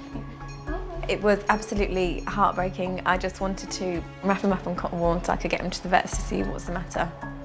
Hi Naomi, how are you? Hi, I'm Scott. How are you? Nice to meet you. Hello, handsome. He's lifting that right leg up, isn't he? What I might do is just get him to have just a little pot around because I'd just like to see what's going on with that leg, if that's all right. Okay. It's quite ginger on that leg, isn't he? Just a bit sensitive. Well, there's definitely something wrong with that right leg. There's no doubt about that. So come on in. That's it, good boy. I'm just really hoping that he can just give me some answers and help me find out what's wrong with him. Is this the first time he's ever had problems with this right leg? He has had a few incidents before when he was a tiny baby. Okay. And then What had happened on that incident? He got attacked by another dog on one of his very first walks. Oh no, what a nightmare. Not good. Yeah. A couple of months later, he went to spend a weekend at doggy daycare and genuinely think he probably just overdid it. We rested him. Within a day, he was back to his sprightly self, absolutely normal. Okay. And then this has happened. Oh dear, well let me have a little feel of this leg. Just holding around the shoulders there. Come on now. Okay. Good boy. Let's have a feel. Good boy. All right, all right, all right. Okay. All right. Wow, you didn't like that, did you? No, you didn't. Okay. Well, straight away I can feel that the problem's in the hip. Okay. Because I just tried to extend his hip and he really didn't like it. Good. But actually, All right. bending his knee Steady. is fine. All right, champ. All right, mate. Oh dear. Good. Oh dear. Oh, that's still nice though. Oh, that's nice. I know. You're saying, I'll give you a kiss. I might nibble your ear off though if you do that again. Hey, oh, what have you done? The way that Pablo is behaving and being so painful, I really think we need to push to the next step, which is x-rays. All right, you give Mummy a kiss. Good. Come on then, champ. Okay, break it up, you two. Naomi is obviously an incredibly dedicated owner. She wants the best for him, but he is a little baby and she's going to be worried about him. All right, you grab a seat. Yep, no problem. See you in a second. Okay. When you hear your baby scream, when your baby cry, it's never very nice. So I'm just hoping that Scott can help him today.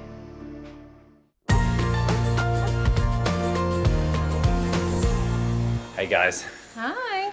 This is Pablo. Hi, Pablo. He has been described by his mum as a little bit of a tornado, quite buddy. the handful, and been quite calamitous across the course of his life. He got attacked by a staffy, bless him, when he was about 10 weeks old. He's had a little bit of lameness, his mum said, ever since. But last couple of days, he's been really, really sore on this hip. So in examination, it was really painful. So, but he's getting on quite well. He's putting his leg down, so hopefully it isn't anything too major. Hey, Mummy's waiting upstairs for you. Hey, so let's give her the good news, hopefully. Yeah? We have to knock you out first, though, don't we? Yes, we do. Yeah? All right, think about this. Think about Good this, boy, buddy. Oh, good what a boy. good boy. Oh, brave boy. Oh, he's a very brave boy. Brave boy. There we go.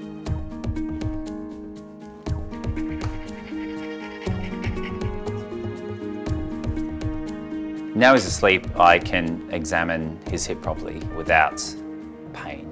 But this feels way worse than this dog is presenting. He was skipping around, happy, enjoying his mum's cuddles. But feeling this hip, there's something quite serious going on here. So what I'm doing right now is just rotating his hip joint, and it's like a grating sound. Certainly not the beautiful, smooth, healthy joint that you would expect of a 6-month-old. I've never left Pablo with anyone that I don't know, and I've only met Scott for the first time today, so I'm very eager to have my baby back. She was spinning around the other way.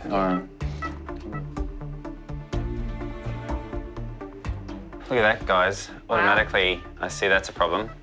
One long leg, one short leg. And look, it doesn't even want to stay out. Look, it's just tight. Okay, let's take these x-rays, shall we? Oh, poor Pablo. It's really quite unusual to see one leg shorter than the other. And in this case, I think it's caught us off guard because it just shows that this is a much more chronic injury than Naomi or I expected. Hi, Naomi. Thanks for waiting. I've got something I need to show you, so I think you should come downstairs. Okay. Come on down. So, I just need to show you these x-rays. It's quite a shock, actually. Yeah. What we're looking at here is an actual fracture, a broken bone in his hip. Yeah, that doesn't look good at all. No, it's not a clean break. No. So what I think may have happened is right back when he was 10 weeks old, this staffy has really done a number on him, and this is actually broken at that stage. And then over the time between then and now, it's tried its best to heal, but done a really poor job. Yeah. And every time he clatters around the house and knocks stuff over, Yeah. he's re-breaking that. Every time. Yeah. Okay. So now I need for you to be brave because we need to do surgery on this leg. All right. I think what we're going to need to do with Pablo is perform something called a femoral head and neck ostectomy. It's basically removing the ball from that hip joint and just leaving a free-floating joint, and the muscles would take on the stresses and the strains of that joint. Whatever he needs and whatever it takes. Okay. Do you want to say goodbye to your chap? He's just laying just here. So you can, he's asleep, he's out of pain. All right, you jump in. Oh, bless you. I promise. You'll be okay. So all of these You'll be things right. that all these things that you're seeing, it's just to help keep him asleep, okay? I know it's a little bit scary. The tubes are giving him oxygen and keeping him asleep, and he's got his drip on, and he's got various different machines to help us do our job. Yeah. Okay.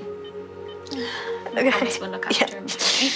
I know it's like seeing your baby under anaesthetic. It's tough, isn't it? I'm feeling pretty devastated that Pablo's actually got a broken hip instead of just a little bit of a pulled muscle. My little baby, who I thought was a wimp, is actually a little hero. You head off. Okay. And I'll look after your boy, and I'll give you a call as soon as he's woken up. Okay. All right? Yeah. It's a complete and utter shock that Pablo has to have surgery. Probably my worst nightmare. We'll see you in a bit then, eh? All right, come on out.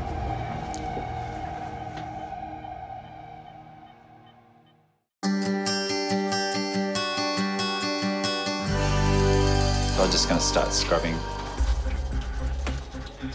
Every animal that we treat is loved by their owners, but I think that there is a very special bond between Naomi and Pablo, a little bit like mother and son, and he is still a puppy, so he's like her baby. So yeah, maybe a little bit of added pressure.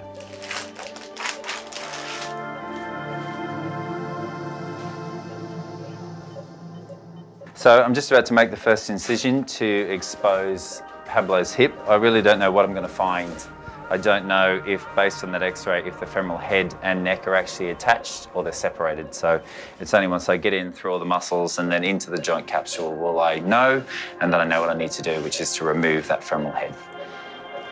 This boy's got some insulation. He's a little bit on the portly side, isn't he? Just a little. So it's basically cutting through the skin, through all the support tissues, through muscle, to get to the joint capsule, which is basically the bag protecting the joint itself. Yeah, I'm just going into the joint capsule, so I'm finally going to see what the hip looks like. Oops, it's full of blood. Straight away, I know it's way worse than I even anticipated because blood comes flying out of that capsule, which just shows how traumatic the injury has been for poor Pablo. I've got my finger inside Pablo's joint capsule and I can feel the ball of the hip socket is not attached to his thigh bone. And you might think, oh, that's great, you know, it's easy, you just pop it out. In fact, no. Because I can't lever it out using his leg, I have to go fishing for it. And that actually is, yeah, quite difficult. Yeah. Oh God, it's so awkward. That's the muscle that's giving me so much grief. So just if you can try and keep that out of the way, and then I just. Am I okay to hold it like this? No. Yeah, that's fine. It is so difficult because the round ligament, the ligament that attaches the femoral head into the socket itself, has sort of grown exponentially, and that's probably because there's been a history of instability, and the body's a very clever thing, so it's tried to stabilize the joint, and it's done that by increasing the size of this ligament. But for me as the surgeon trying to get it out, it's meant for a lot more difficulty. Oh, come on. Come on. Okay. That's that fractured femoral head that we could see on that X-ray. Oh, look at how thick that round ligament is. That's insane. After I've got the femoral head out, the next step is just trying to make sure that there isn't any bony contact between the thigh bone and the hip joint. Because if we get any grating or any rubbing, that's going to cause pain, and that's going to mean that Pablo won't use his leg. So I use what looks like a chisel to basically get rid of any bony attachments, little bony pieces, make it nice and flat, and that'll mean for a nice comfortable joint. Just little bits like that that are going to rub. Great, I can start closing up now. It's a massive relief to be able to close up Pablo and have him wake up. Here we go. Oh, look. Mummy even dropped off your teddy bear. Look at that. Hey? There you go. Good boy. It's possible that there could be more complications with this procedure just purely because of how difficult it was to get the femoral head out. But I'm hopeful that I've managed to get it out without causing injury, but let's see how he recovers.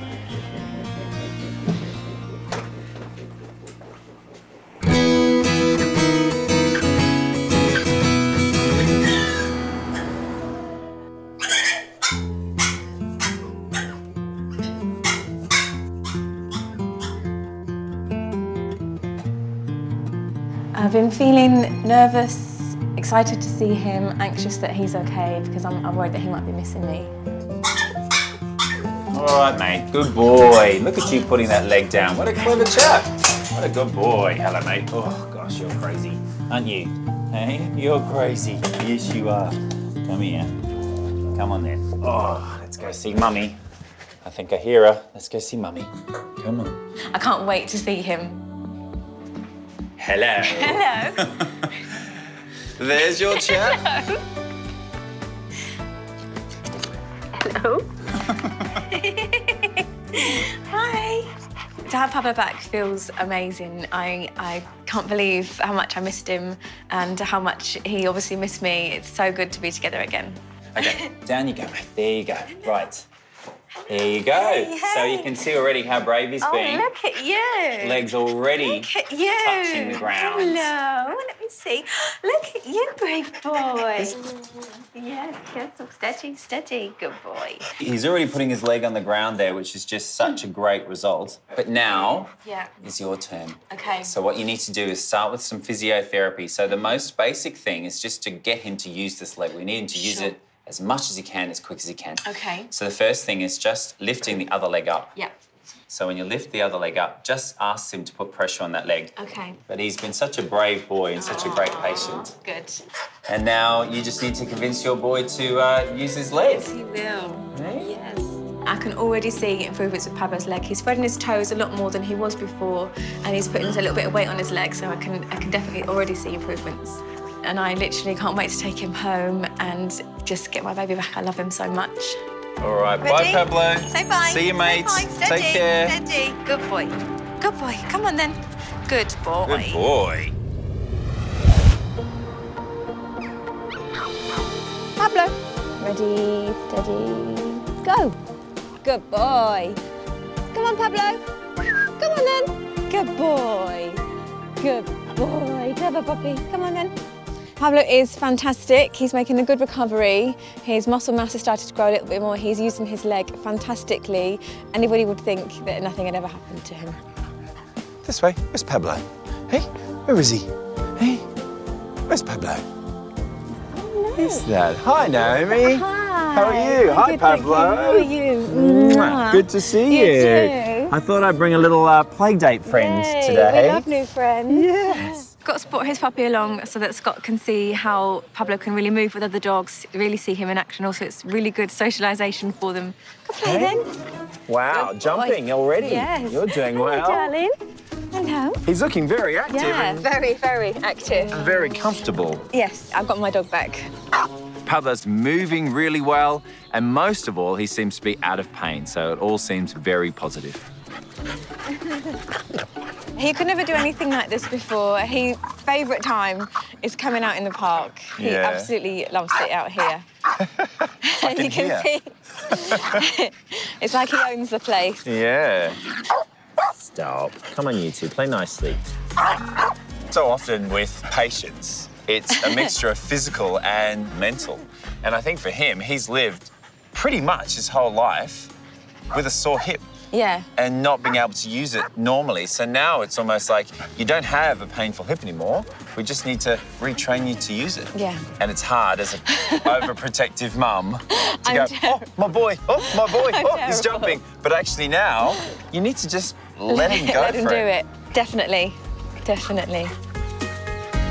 The future for me and Pablo is to just enjoy a long, long life together, hopefully. Lots and lots of walking, lots and lots of treats, and lots of cuddles. Come on, Scully. Good girl. Pablo! Come on. Pablo! They're already falling out. It's only their first date. Good boy.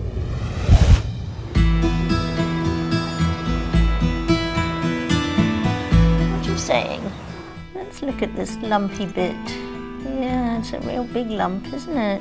We were actually on a yacht off the coast of Corsica when it happened, and I got a call from Scott's practice to say that Bella had obviously suffered major trauma to her tail, and that in all likelihood she would have to have it amputated. Doesn't hurt, does it, Belle, when I touch your tail? Eh? Does it? I don't know, I was in shock really, because when you're on a boat off the coast of Corsica and your phone goes, you don't really expect to be hearing that sort of news. It was probably your curiosity that got you into this scrape with your tail, wasn't it, Bella? But we'll never know, will we? The bad news was that the tail is badly dislocated, but the good news was that she had no other injury. Nobody's going to see what a lovely tail it was when it used to stick up from her body at 90 degrees, and she was always... She's been, really crying loudly and making her discontent known. Okay, come on then, Belle. Come on then. In you go. Good girl. Right. There you go. So it's sad, but I'd rather have her safe, and she's got, I don't think it'd bother her at all, actually, because she's just that personality, but I think she'll just take it in her stride. Okay, Belle, make yourself comfortable, because now we're off, okay? Big adventure, Belle. Come on, then.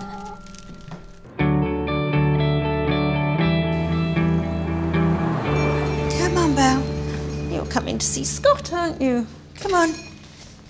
Yeah, I know. Morning, Kathy. Hi, Scott. Hi, Bella. Hello. Hi, gorgeous girl. Come on in. Yeah, say hello to Scott. Hello, beautiful. How's things? So it's been about 3 weeks, isn't it, since we've seen each other? It has, yeah. How do you feel things have been going? She's been her usual demanding Yeah. cat with attitude self, jumping all over the furniture. But we've still got a very floppy tail, haven't we? Yeah. To actually dislocate a tail, pull 2 vertebrae apart, that would have really hurt, A, and would have been done at quite some velocity. So generally it's a cat that's run, got caught in something, been run over, kept running, and the tail dislocates. What I'm going to do is just do a quick deep pain test. I'm digging my fingernail in there, and there's not the greatest of response there. She should be really quite painful, and the fact that she isn't would suggest that there's a level of nerve loss or nerve damage. This tail, being that it's not being positioned properly, can be caught indoors, can be caught on fences, can be caught up trees. If she has a good tug on that again, it can go from a significant injury to an absolute nightmare. So I do think in this instance that it is probably the best option to consider amputating the tail. If we don't take it off, every time she goes out, I'll probably always be worried that something's going to happen to it and happen to her because she can't control it.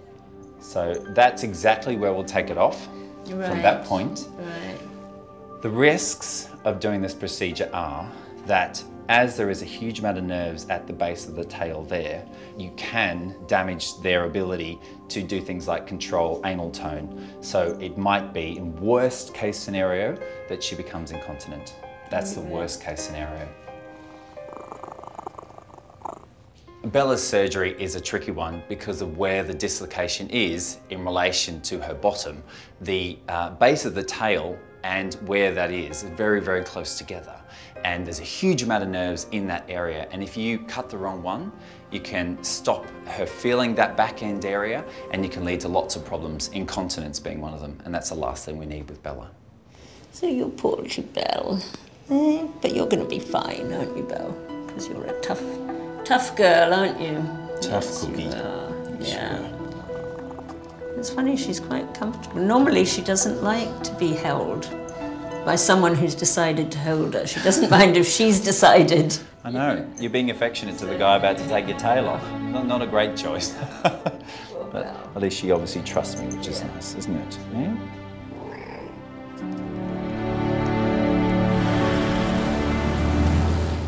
Here she is. Hello, Bella. You're being Little feisty. kitty. Hey.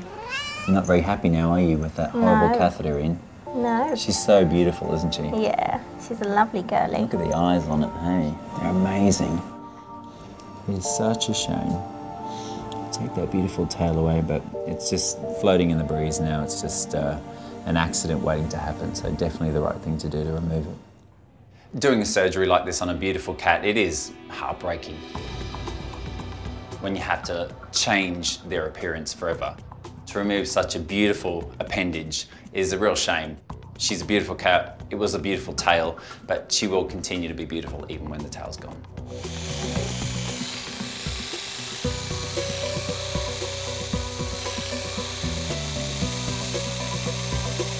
Yeah, it's a procedure that I'm a little nervous about because it is a massive change for Kathy. The Bella is going to look completely different, but I definitely need to make sure that's the only surprise in store. And if a cat gets incontinence as a result of this procedure, then very rarely does the cat survive. Perfect. Good. There we go. Right. Let's go. Last time we're going to see this tail where it is. Quite a nerve-wracking one, this just purely because we've got a dislocation that's just so close to the base of the tail there. Lots of very important things in that region. Very, very high up. Yeah. Probably one of the highest up I've ever done. And bloody close to this poor little girl's bottom. Yeah.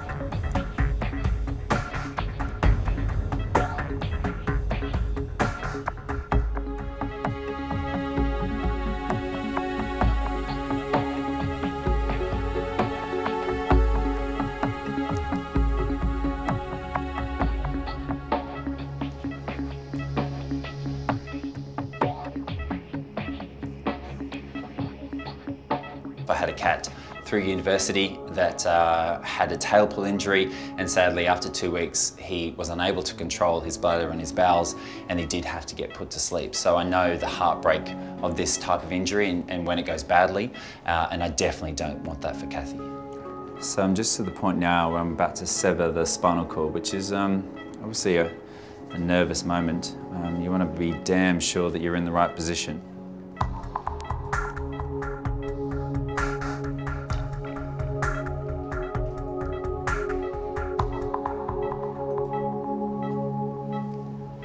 There we go. There we go. It's off. Yeah, sorry, sweetie. Right, let's get this closed up now, shall we? Kathy tells me that Bella is quite the fighter. I feel that that sort of tenacity is really going to help get her through, recover from this surgery and go on to live a happy life. Beautiful. Even with the little tongue. Yeah. What's that?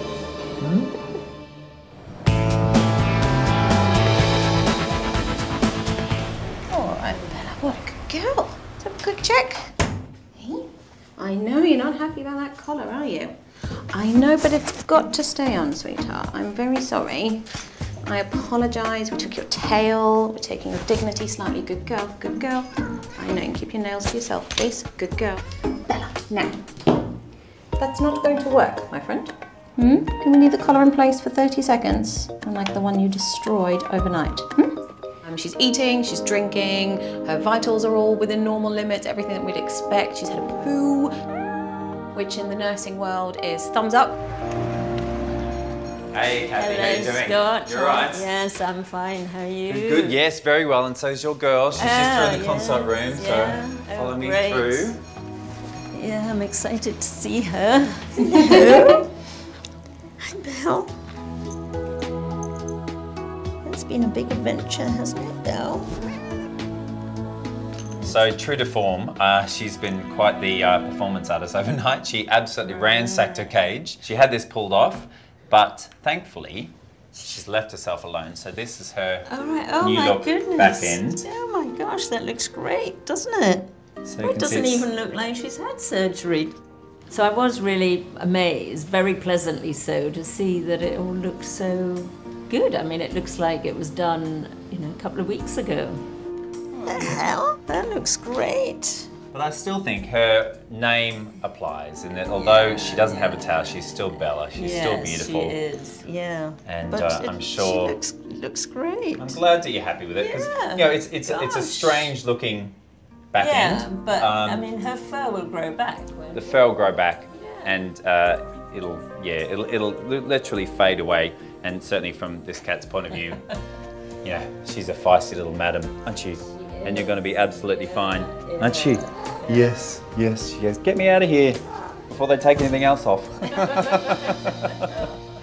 I absolutely feel like we've all made the right decision. Not only does Bella seem more comfortable now the tail's gone, but it means that her future is secured and now she can go out and about and enjoy the great outdoors yet again. And Kathy can be sitting resplendent on her couch, sipping a nice cup of tea without a worry in the world.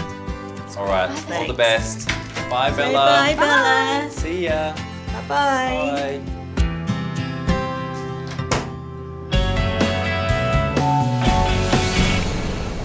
Hey, Mr. Lucky. Mr. Lucky. Bella, she's the boss, and generally it's quite a loving relationship, except that she can be quite horrible to him sometimes. She can spit at him 1 minute and then turn round and give him the most lovely grooming and lick his face. Oh, Bella, that is nice. Mr. Lucky just has to put up with what he gets.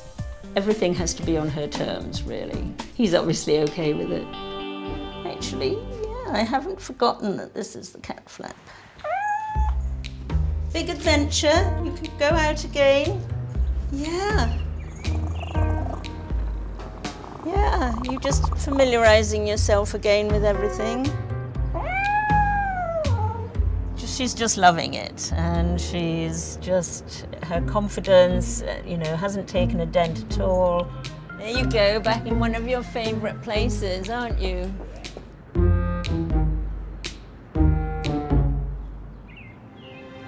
She's always been a small cat with a big attitude, and she's exactly the same.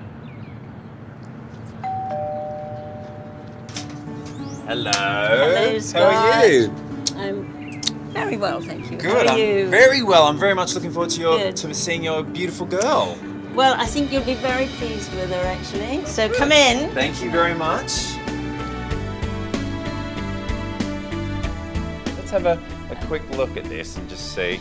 That looks great, doesn't it? I mean, obviously it looks a little odd, but the fact that she's functionally okay and toileting okay as well, that's not been a problem? No, not at all. Yeah, she hasn't lost any confidence. The fact that she seems completely unaffected by it, don't you? Hey? You're still a total flirt, aren't you? Yes, you are. Yes, you are. I have no regrets at all, and I think if any other cat owner was in a similar situation, I don't think they'd have to worry about it. It's just nice to see them going off and having adventures. But it's nice to see them coming back safely as well. Hello, honey. On this episode, I can feel that her liver is very big. It's fairly large and quite concerning. What could have caused that? You're not going to like the answer to that. Honey is so brave, and I think she's a lot braver than us actually. Nice deep breaths. Let's all be calm for her.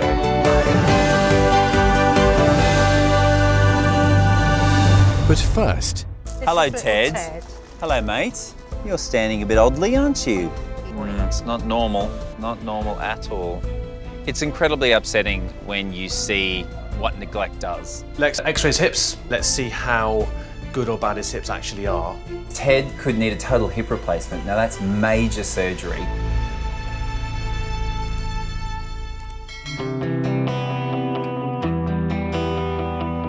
Today I'm on a beautiful drive out in the countryside to see one of my favourite people in the world, Jill, who runs the Border Collie Spot. She's given me a call because she's just received 2 beautiful Border Collie puppies from Ireland and she wants me to take a look.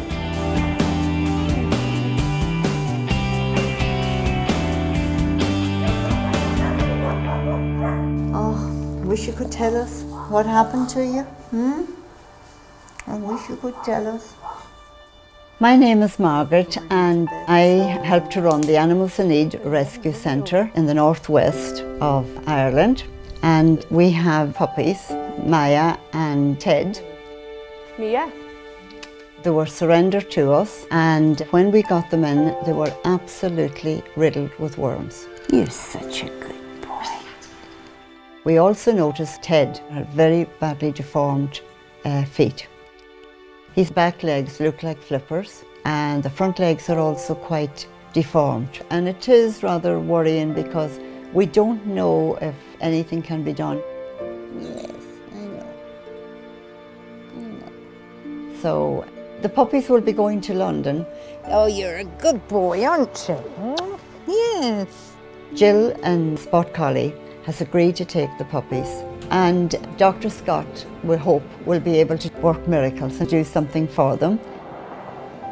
When Jill gives me a call, I come running because I love this lady. Jill is a saint. Kelly! Kelly! She literally saves hundreds of Border Collies in the UK every year. Come on then. Jim Jim. Good boy. Good boy. Border Collies are my favourite breed. I love their intelligence, their loyalty. They're real friends. Good boy. Yes, you are. I mainly take dogs from farms that are neglected, unwanted, abused. Hopefully I can help them and give them a better life. Good boy. Oh, such sad, sad dogs arrive here. Although sometimes it takes a long time, it's wonderful to see them recovering and the light coming back into their eyes. That's, I suppose, why I keep doing it.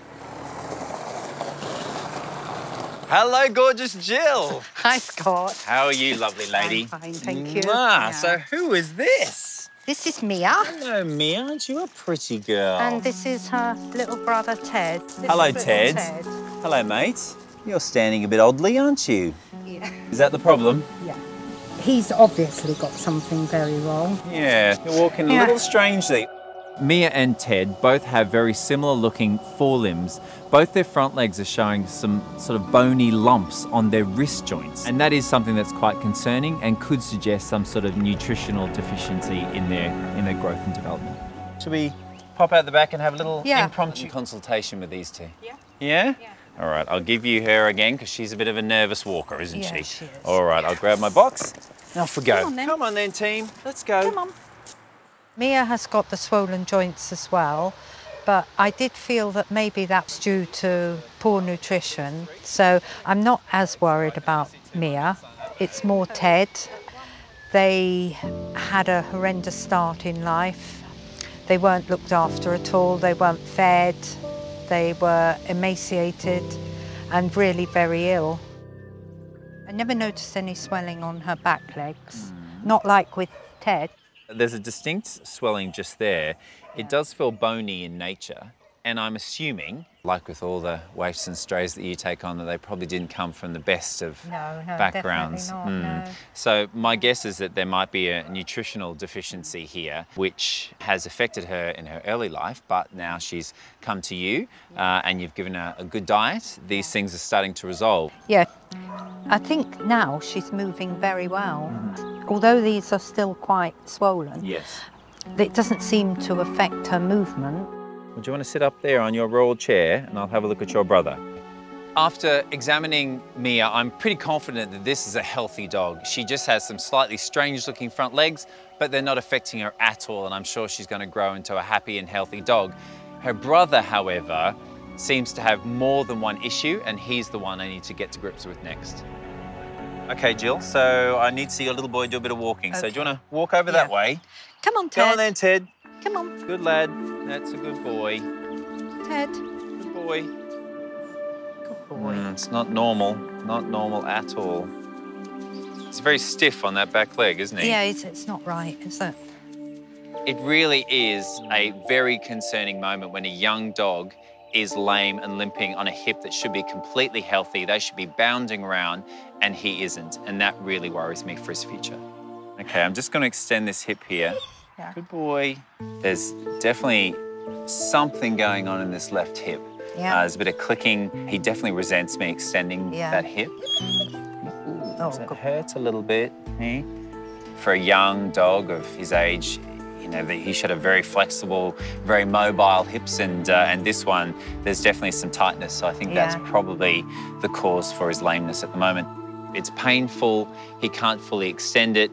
And in the worst case scenario, it could be something like hip dysplasia, where the hip just falls out of the socket, which means that he might need to have his hip replaced. So the same type of swellings that his sister Mia has. It's incredibly upsetting when you see what neglect does. And today, these two puppies personify neglect. But thank God for people like Jill who make a real difference to these dogs' lives. So what I think we need to do is take this young man to go and see my mate Michael, the orthopaedic surgeon, get him to have a little look. We'll do some examinations, likely x-rays, and look a little bit deeper into what the problems are. Well, as long as we can do something. Yeah, here we are again. Yeah. The news Scott usually brings to me is that something is going to need major surgery and cost thousands of pounds that we haven't got. But even so, we always manage to find it.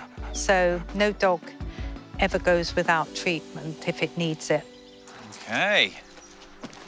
Get you into the car, hey? Go see Michael. Ted's been through so much, had such a terrible start to his life. Say bye, Jill. Hey. Hi, Ted.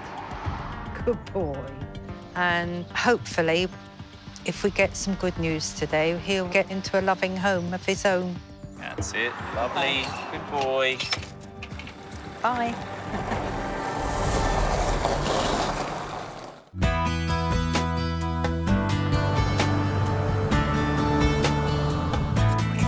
Good lads. Good boy. Well done. Let's go see Michael. Good boy. Come on, mate. Here we are. Good lad. I know, traffic and Leeds, hey? Come on, in you come. He wasn't particularly keen on crossing the road, and then when he sees that he's confronted with a vet clinic, very keen not to go in. In you come. Come on. Oh, you're gonna make me carry you, aren't you? Come here. Come on. Come on. Hello, mate. Hello, mate. Good to see you. And you, and you. So this is Ted. Yeah. He's from Ireland. How's your Irish accent? Poor. Yeah. Poor. Fairly poor. Me too. Me too. I can drink a Guinness and that's about it. This guy, he is walking quite oddly on his back leg, on his back left. Today is a massive crossroads for Ted's life. It could just be that he has a slightly tight hip, that's a muscular issue that will resolve with physiotherapy or hydrotherapy. Yeah, he's getting a bit tense there. Or it could be as bad as a hip needing a total hip replacement. There's a massive spectrum there. We need to find out where on that spectrum he is. Right. Let's just take him into the garden because I just quite like to see him moving around at a slightly higher speed. Right, okay. All right, mate, let's go. Let's go. Go on, Ted. Go on, Ted. Good boy. Come on, then. Come on, mate. Good boy. Good lad. Good boy. Good boy. So the reason we've come out here is we need to see him at a faster speed and then ideally in a nice straight line. And this works perfectly. This little runway number 1. Keep going. Good boy. Yeah, Good boy. go on, keep going, Scotty. Good boy. Good boy. Go on, Ted. Good boy. He's got what I call the supermodel swagger. So as he moves, rather than kind of pulling his hip through, he swings his whole pelvis forward. So he kind of walks like he's got a pair of Christian Louboutins on. Come on then. Come on. Good boy. Michael's a specialist and always wants to have every bit of information he can before he makes a decision on what to do next. And I think part of that was making me look silly running up and down a laneway. Hope you don't find anything wrong with me. Go on, Ted. Yeah, so Ted's front legs are good, but Scotty needs an MRI, so... Oh, no. Really? When we got Scott to trot him up and down, his front legs looked quite good. He was kind of striding out quite well. He didn't look like he was collapsing down on his wrists. The only thing really of any note I thought was his hips. Let's X-ray his hips. Let's see how good or bad his hips actually are. Because at the minute he's a little bit of an unknown quantity as to what his prognosis is going to be. Lovely, job done. Ted's swagger could be the result of poor diet or a lack of exercise, but the main reason why young dogs like him walk like he does is a condition called hip dysplasia. That's where the ball literally falls out of the hip socket joint over time, and that causes painful rubbing of the joint. X-rays. If that's the case, Ted could need a total hip replacement. Now that's major surgery requiring weeks of rehab. So we do need to understand fully what his problems are. When anyone takes on a rescue dog, I think the most important thing is they have a complete understanding of what the dog's issues are. Okay, so here's his right forearm. There's his elbow, there's his paw. And also to allow Jill to understand how long she's going to have to care for this dog, or can he find his forever home now? So this is an X-ray of his hips. So these are the balls of the ball and socket joints. The balls are basically sitting quite well in the sockets. His hips are actually pretty good. I guess he could still snatch defeat from the jaws of victory, but you know, they're pretty good. So I'm really glad we did that. I can only assume that some of his muscles and some of the soft tissues are just tight, probably because he's had no exercise, he's had a poor diet, etc. But from a surgical perspective, there's nothing for me to do. There's nothing, no tendons to cut, no joints to replace, no broken bones to fix. So I think he's going to be fine. I think he's going to be fine. I'd be very surprised now, based on that X-ray, if he needs any intervention ever. So that's really good news for him. As he just does more and more exercise and becomes more and more of an athlete and gets a good diet, he's going to be normal. Hello. That was a good little wake-up, wasn't it? Hey, lots of good news to tell you. I think it's great news for Jill today. I think it's the chance that she can now find a forever home for this beautiful little dog, give him the future that he's looking for, and we'll keep a close eye on him to make sure that he does reach his full potential. All right then, mate. Well, thanks very much. No problem. Yeah, Ted says thanks very much. Yeah. Say goodbye. Take it easy, mate. Okay. All right. Good to see you, mate. See ya. Take All the care. best, yeah. Bye. Right.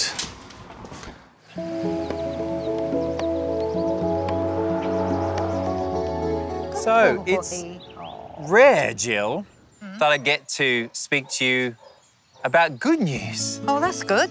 Yeah. The X-rays actually show that his hips are relatively good. I was really nervous about what you were going to be saying to me, so it's really good news, isn't it? So I think what we need to do is to allow him to grow, but also in an environment which is healthy, which is going to get good food, therefore good nutrition, and also exercise, which is absolutely key to develop physically as he should. Yeah. And my hope is that the lameness that he's showing at the moment will come right once he's just using his body the way it was intended. Scott has given me the most amazing news. It is just a case of bad nutrition and neglect. So with care and love, he should recover well and hopefully be rehomed soon. Good luck finding that new home, mate. You deserve it. Good boy. Yeah. Mwah. Good boy. You love it, don't you? You love it.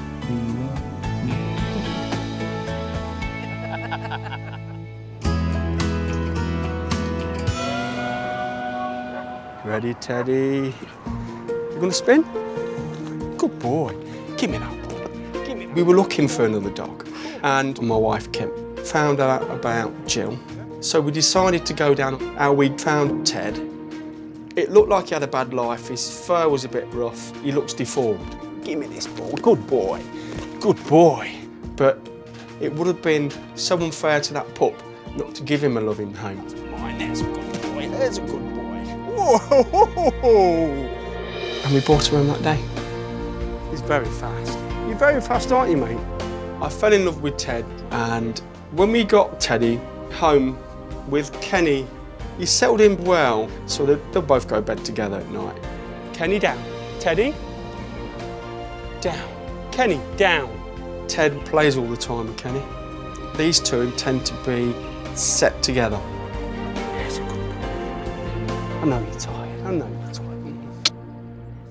Kenny and Ted have helped me in a way that I cannot explain. They're my little boys. The day that we actually were going to go down and pick Ted up was the day we said goodbye to Connor and we turned the life support machines off. Every family's worst nightmare. Connor was a 21-year-old, full of life. He was on holiday in Cyprus. He fell off a balcony and well, he died. It was such a shock, and Kim decided we're going to get a dog to take my thoughts elsewhere. Have you? Good boys, good lads. So I carry on, you know, and I look at my dogs and I just smile sometimes and get on with it, which you've got to do. You've got to do that. Teddy? Good boy, there you go. Another one? How many is that? 3? Another one? 4? I love my dogs equally. They both have a special part in our lives, mine and my wife, Kim. They're more like children because of the connection with Connor. Oh, mate. Ted? Good boy, Ted. I love them to bits, totally. Oh, very clever. Owning dogs is life-changing. Here we go, here we go. It's life-saving for so many people. Ring the bell. Oh, mate. They understand when I have the odd moment where I'm feeling a bit sad, and they'll come and they'll sit with me. And it's a race who can get to me first. You clever? Yes, you are clever. I know you do. I love you too, mate. Yes, I do. Yes, I do.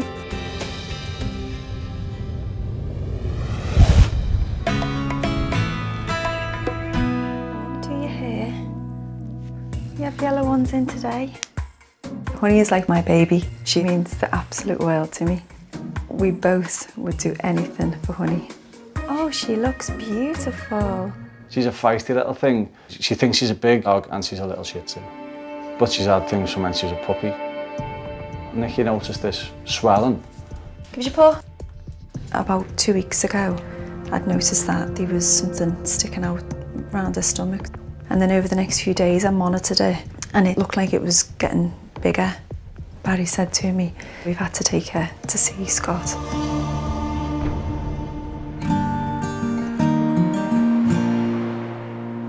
Come on, let's go. Where are we going? Go, baby.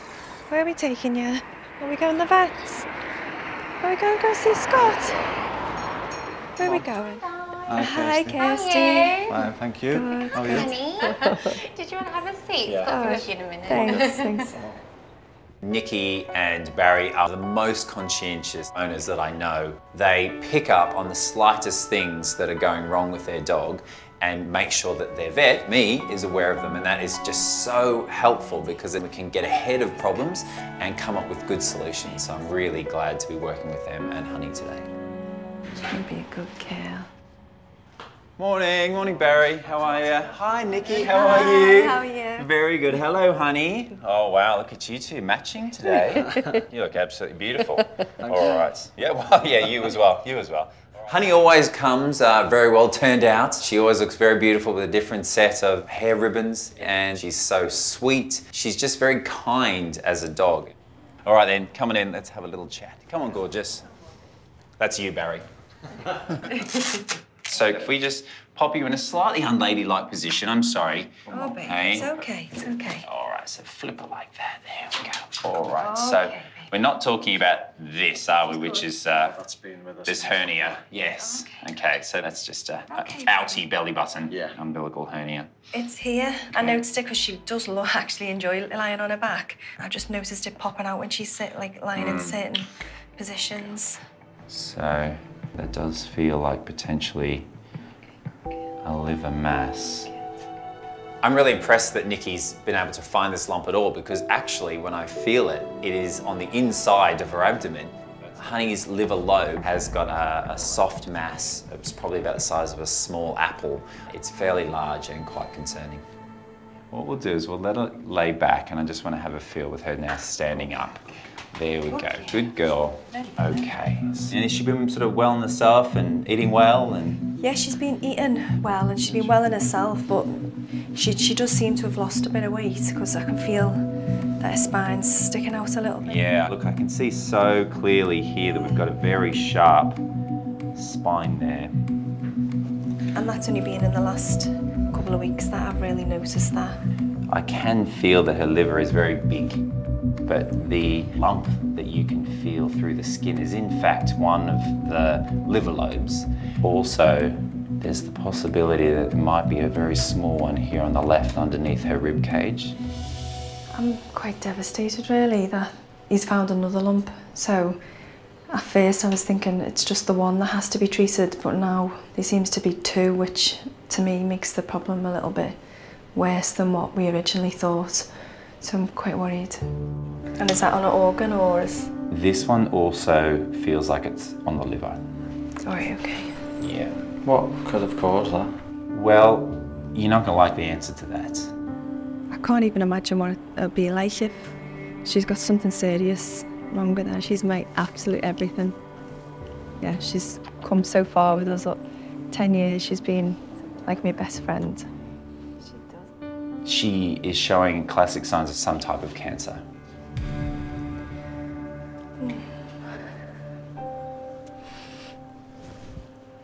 It's hard to hear, isn't it? Yeah, yeah.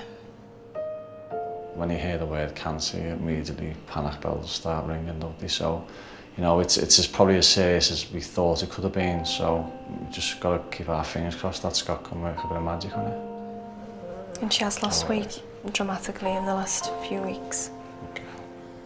4 years ago, she started to develop some pain and she was crying out. Okay, baby. They diagnosed her with something called GME, like the dog version of meningitis. So she had a spinal tap and she had chemotherapy and radiotherapy for a long time. And then since then, she's relapsed twice. Oh, she's a lovely girl. At one point, we thought we were going to lose her. And on top of everything else, she's got a heart murmur as well. And is it treatable? Well, this is a journey that we're all going to have to go down together. As we know with Honey, she is not going to be the easiest of patients to treat because she has that stonking heart murmur. I mean, it sounds like she's got a freight train going through her chest. Honey, it's fair to say, hasn't been the healthiest of dogs during her lifetime. And at this moment in time, I would say that I'm pretty confident this is going to turn out to be cancer. To diagnose this, we need to take some samples. Now, normally, you would open her up under anaesthetic, you'd go in, you'd take a sample of the liver, you'd send it away to the lab, and they'd tell us what we're looking at. Sadly, that's going to prove impossible with her. Today I need to keep Honey in with me here at the practice and I need to do a number of tests on her, but I need to do it conscious, and that's because she has heart disease, and as a result she makes for a very risky anaesthetic patient. So instead, we're going to have to do something that's, although less risky, is quite nerve-wracking, because we actually have to insert a needle into her liver without actually being able to visualise it, to see it. Is she going to be in pain? There will be a level of discomfort to it, more than if you were going to knock her out under a general anaesthetic, absolutely. And when will we get the results back? So we'll get them back in a few days. All right, okay, that's quick. Yeah. Honey is so brave, and I think she's a lot braver than us, actually. She's been through so much. It's sad to tell all of our friends and family, really, because she's loved not just by me and Barry, but by everyone. Come on, gorgeous. Oh, there you go, All baby. right. All right, do you want to give Mummy and Daddy a kiss? Bye-bye, gorgeous. Bye-bye, baby. There's the fan club. All right. Bye-bye. All right, guys, take care. Thank you. All right, see you later. Bye. Say bye. Bye-bye. Say bye.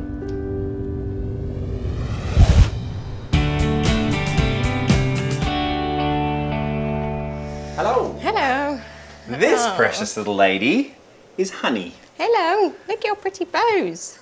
Very cute. Isn't she an absolute sweetheart? Oh, but unfortunately, I'm a little concerned about what we're going to be finding today. She has been losing weight and her mum's found a lump which she thought was on her tummy, but actually is what I can feel to be a liver mass. Oh, that's sad news, isn't it? The kicker to that, which will make you as her nurse quite nervous, is that we have to do it all conscious. Great. Why? She's got a massive heart murmur. She has done for quite some time, and that's a massive compromise to the anaesthetic. So we'll do everything we can to support her right now, make her as comfortable as possible, and hopefully she'll just let us do what is a pretty mean thing, and hopefully she won't hold it against me. If it's less risk, then that's what we have to do, isn't it? Yeah. Isn't it, honey? Don't be brave. Brave girl, brave sausage. So what we're going to do with Honey is give her some pain relief. To start with, we're going to locally anaesthetise the site as well. We're going to do everything we can to make this as pain-free as possible and get the cells we need to make a diagnosis. Okay, baby girl. A little bit of pain relief. Make you feel very happy. That's it. All right. So there's the lump there. Very prominent, quite large, quite concerning. Just about to do an ultrasound. It just gives us a bit more of a picture as to where this lump is and how it looks as opposed to normal liver tissue. Can you see that? Yeah. The lump looks big. I mean, it's half the size of a head. It's huge. I would be very surprised, shocked even, if this doesn't come back as cancer. Never have I wanted to be more wrong. Don't want to be right this time around. So I'm just putting some cream on just to numb the skin, just so it's not as painful for her when the needle goes in. Nice, deep breaths. Let's all be calm for her. Okay, everyone ready? It's a good girl. Good girl, honey. That's a worry. So that is not blood that's come out of a blood vessel, but actually blood that's present in this tumour.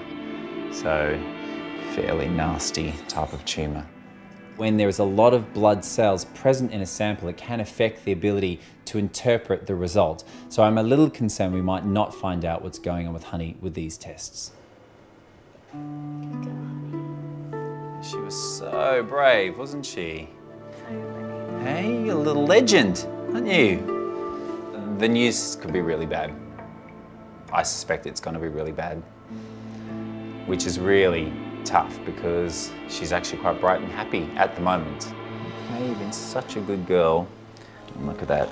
Hey, orange dinosaurs. There we go. Orange to match. Hey, match your little hair ribbons.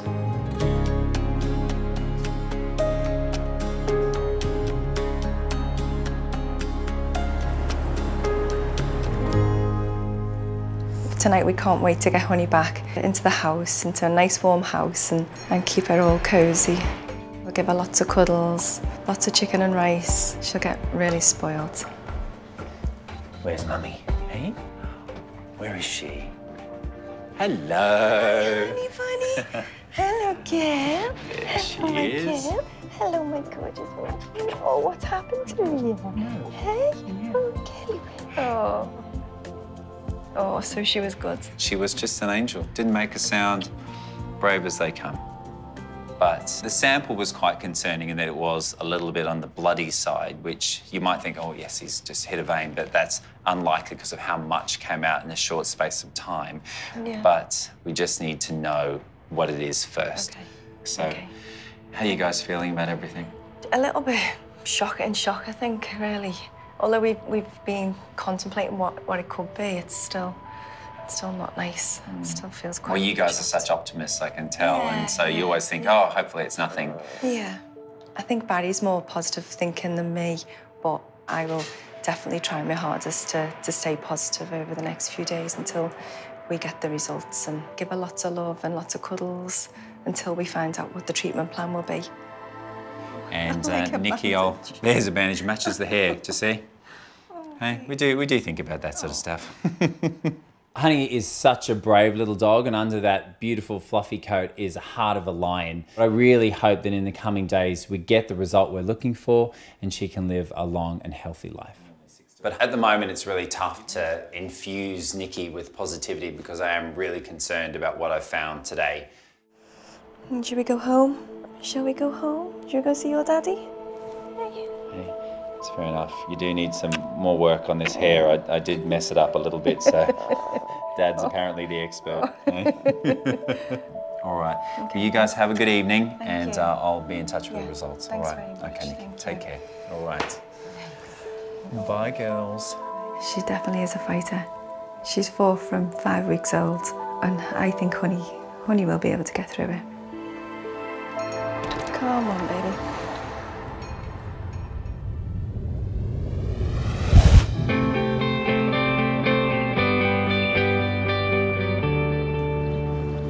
It's okay.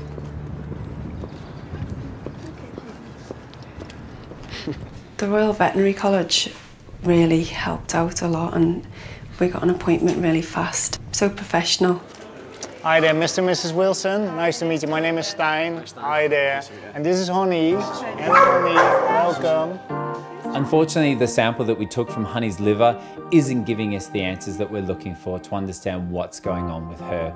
So now I need to refer her to my colleague Stijn Niesen at the Royal Veterinary College. Shall we get a room? Great, thanks. He's going to use all the technology that they have there at his disposal to find the diagnosis.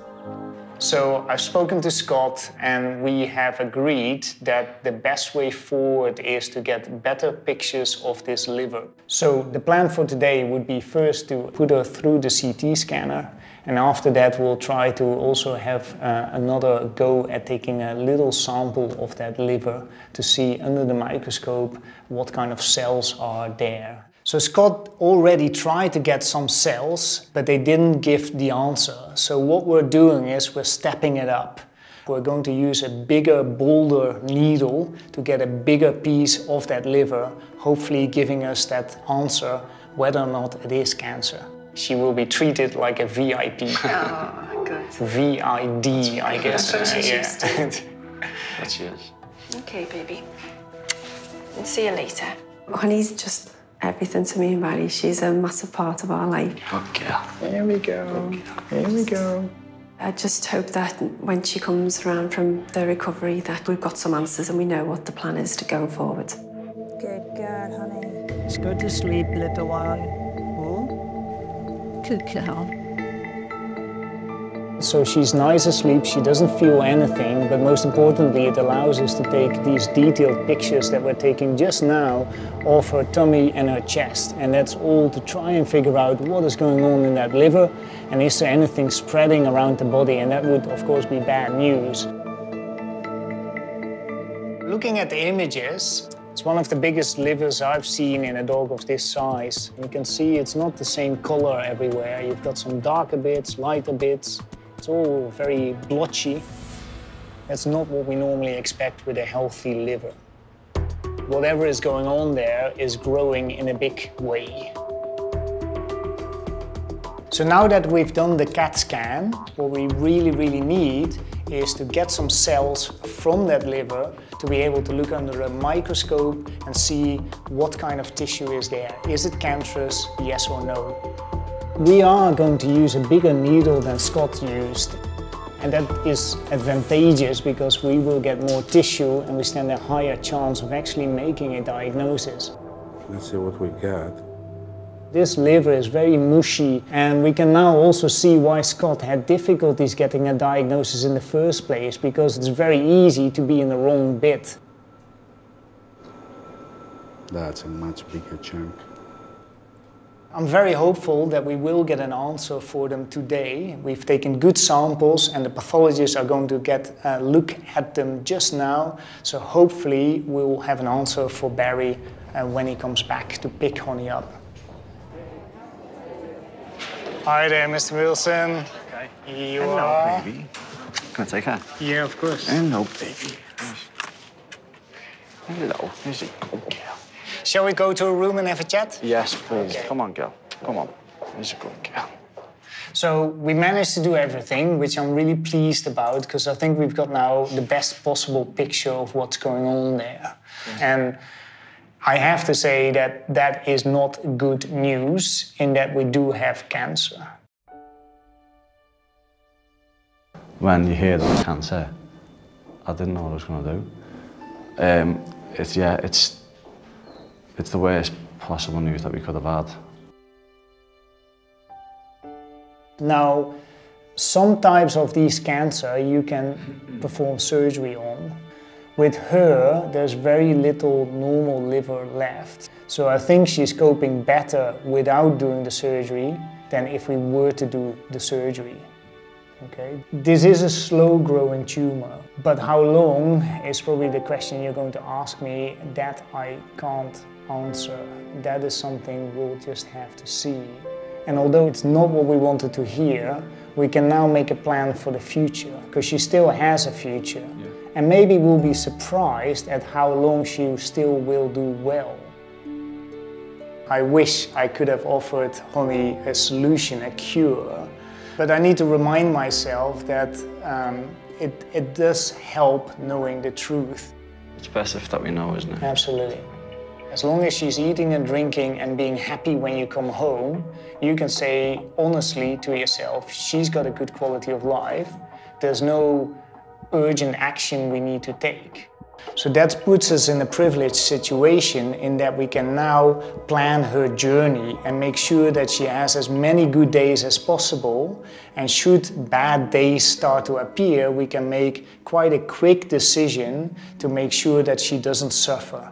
But until that time, we can have a lot of good days with her, giving her the best possible life, because we will have prevented any suffering. Although it's devastating news and it's an awful thing to hear, I'd rather know and we can make it as perfect as possible for her. All we can do is make however long she got left special.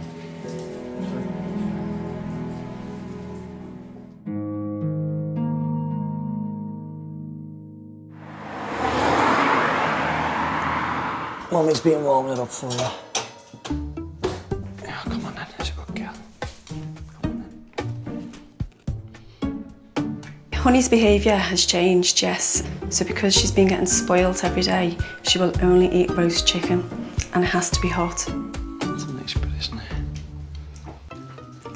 My friends are just absolutely devastated for me because they know how much Honey means to me and Barry.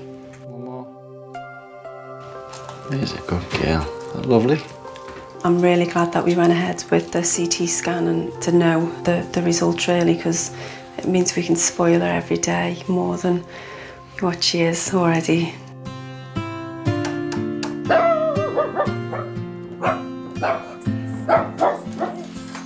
Well, someone's sounding feisty. Hey, Barry, how are you? Hi, Nick.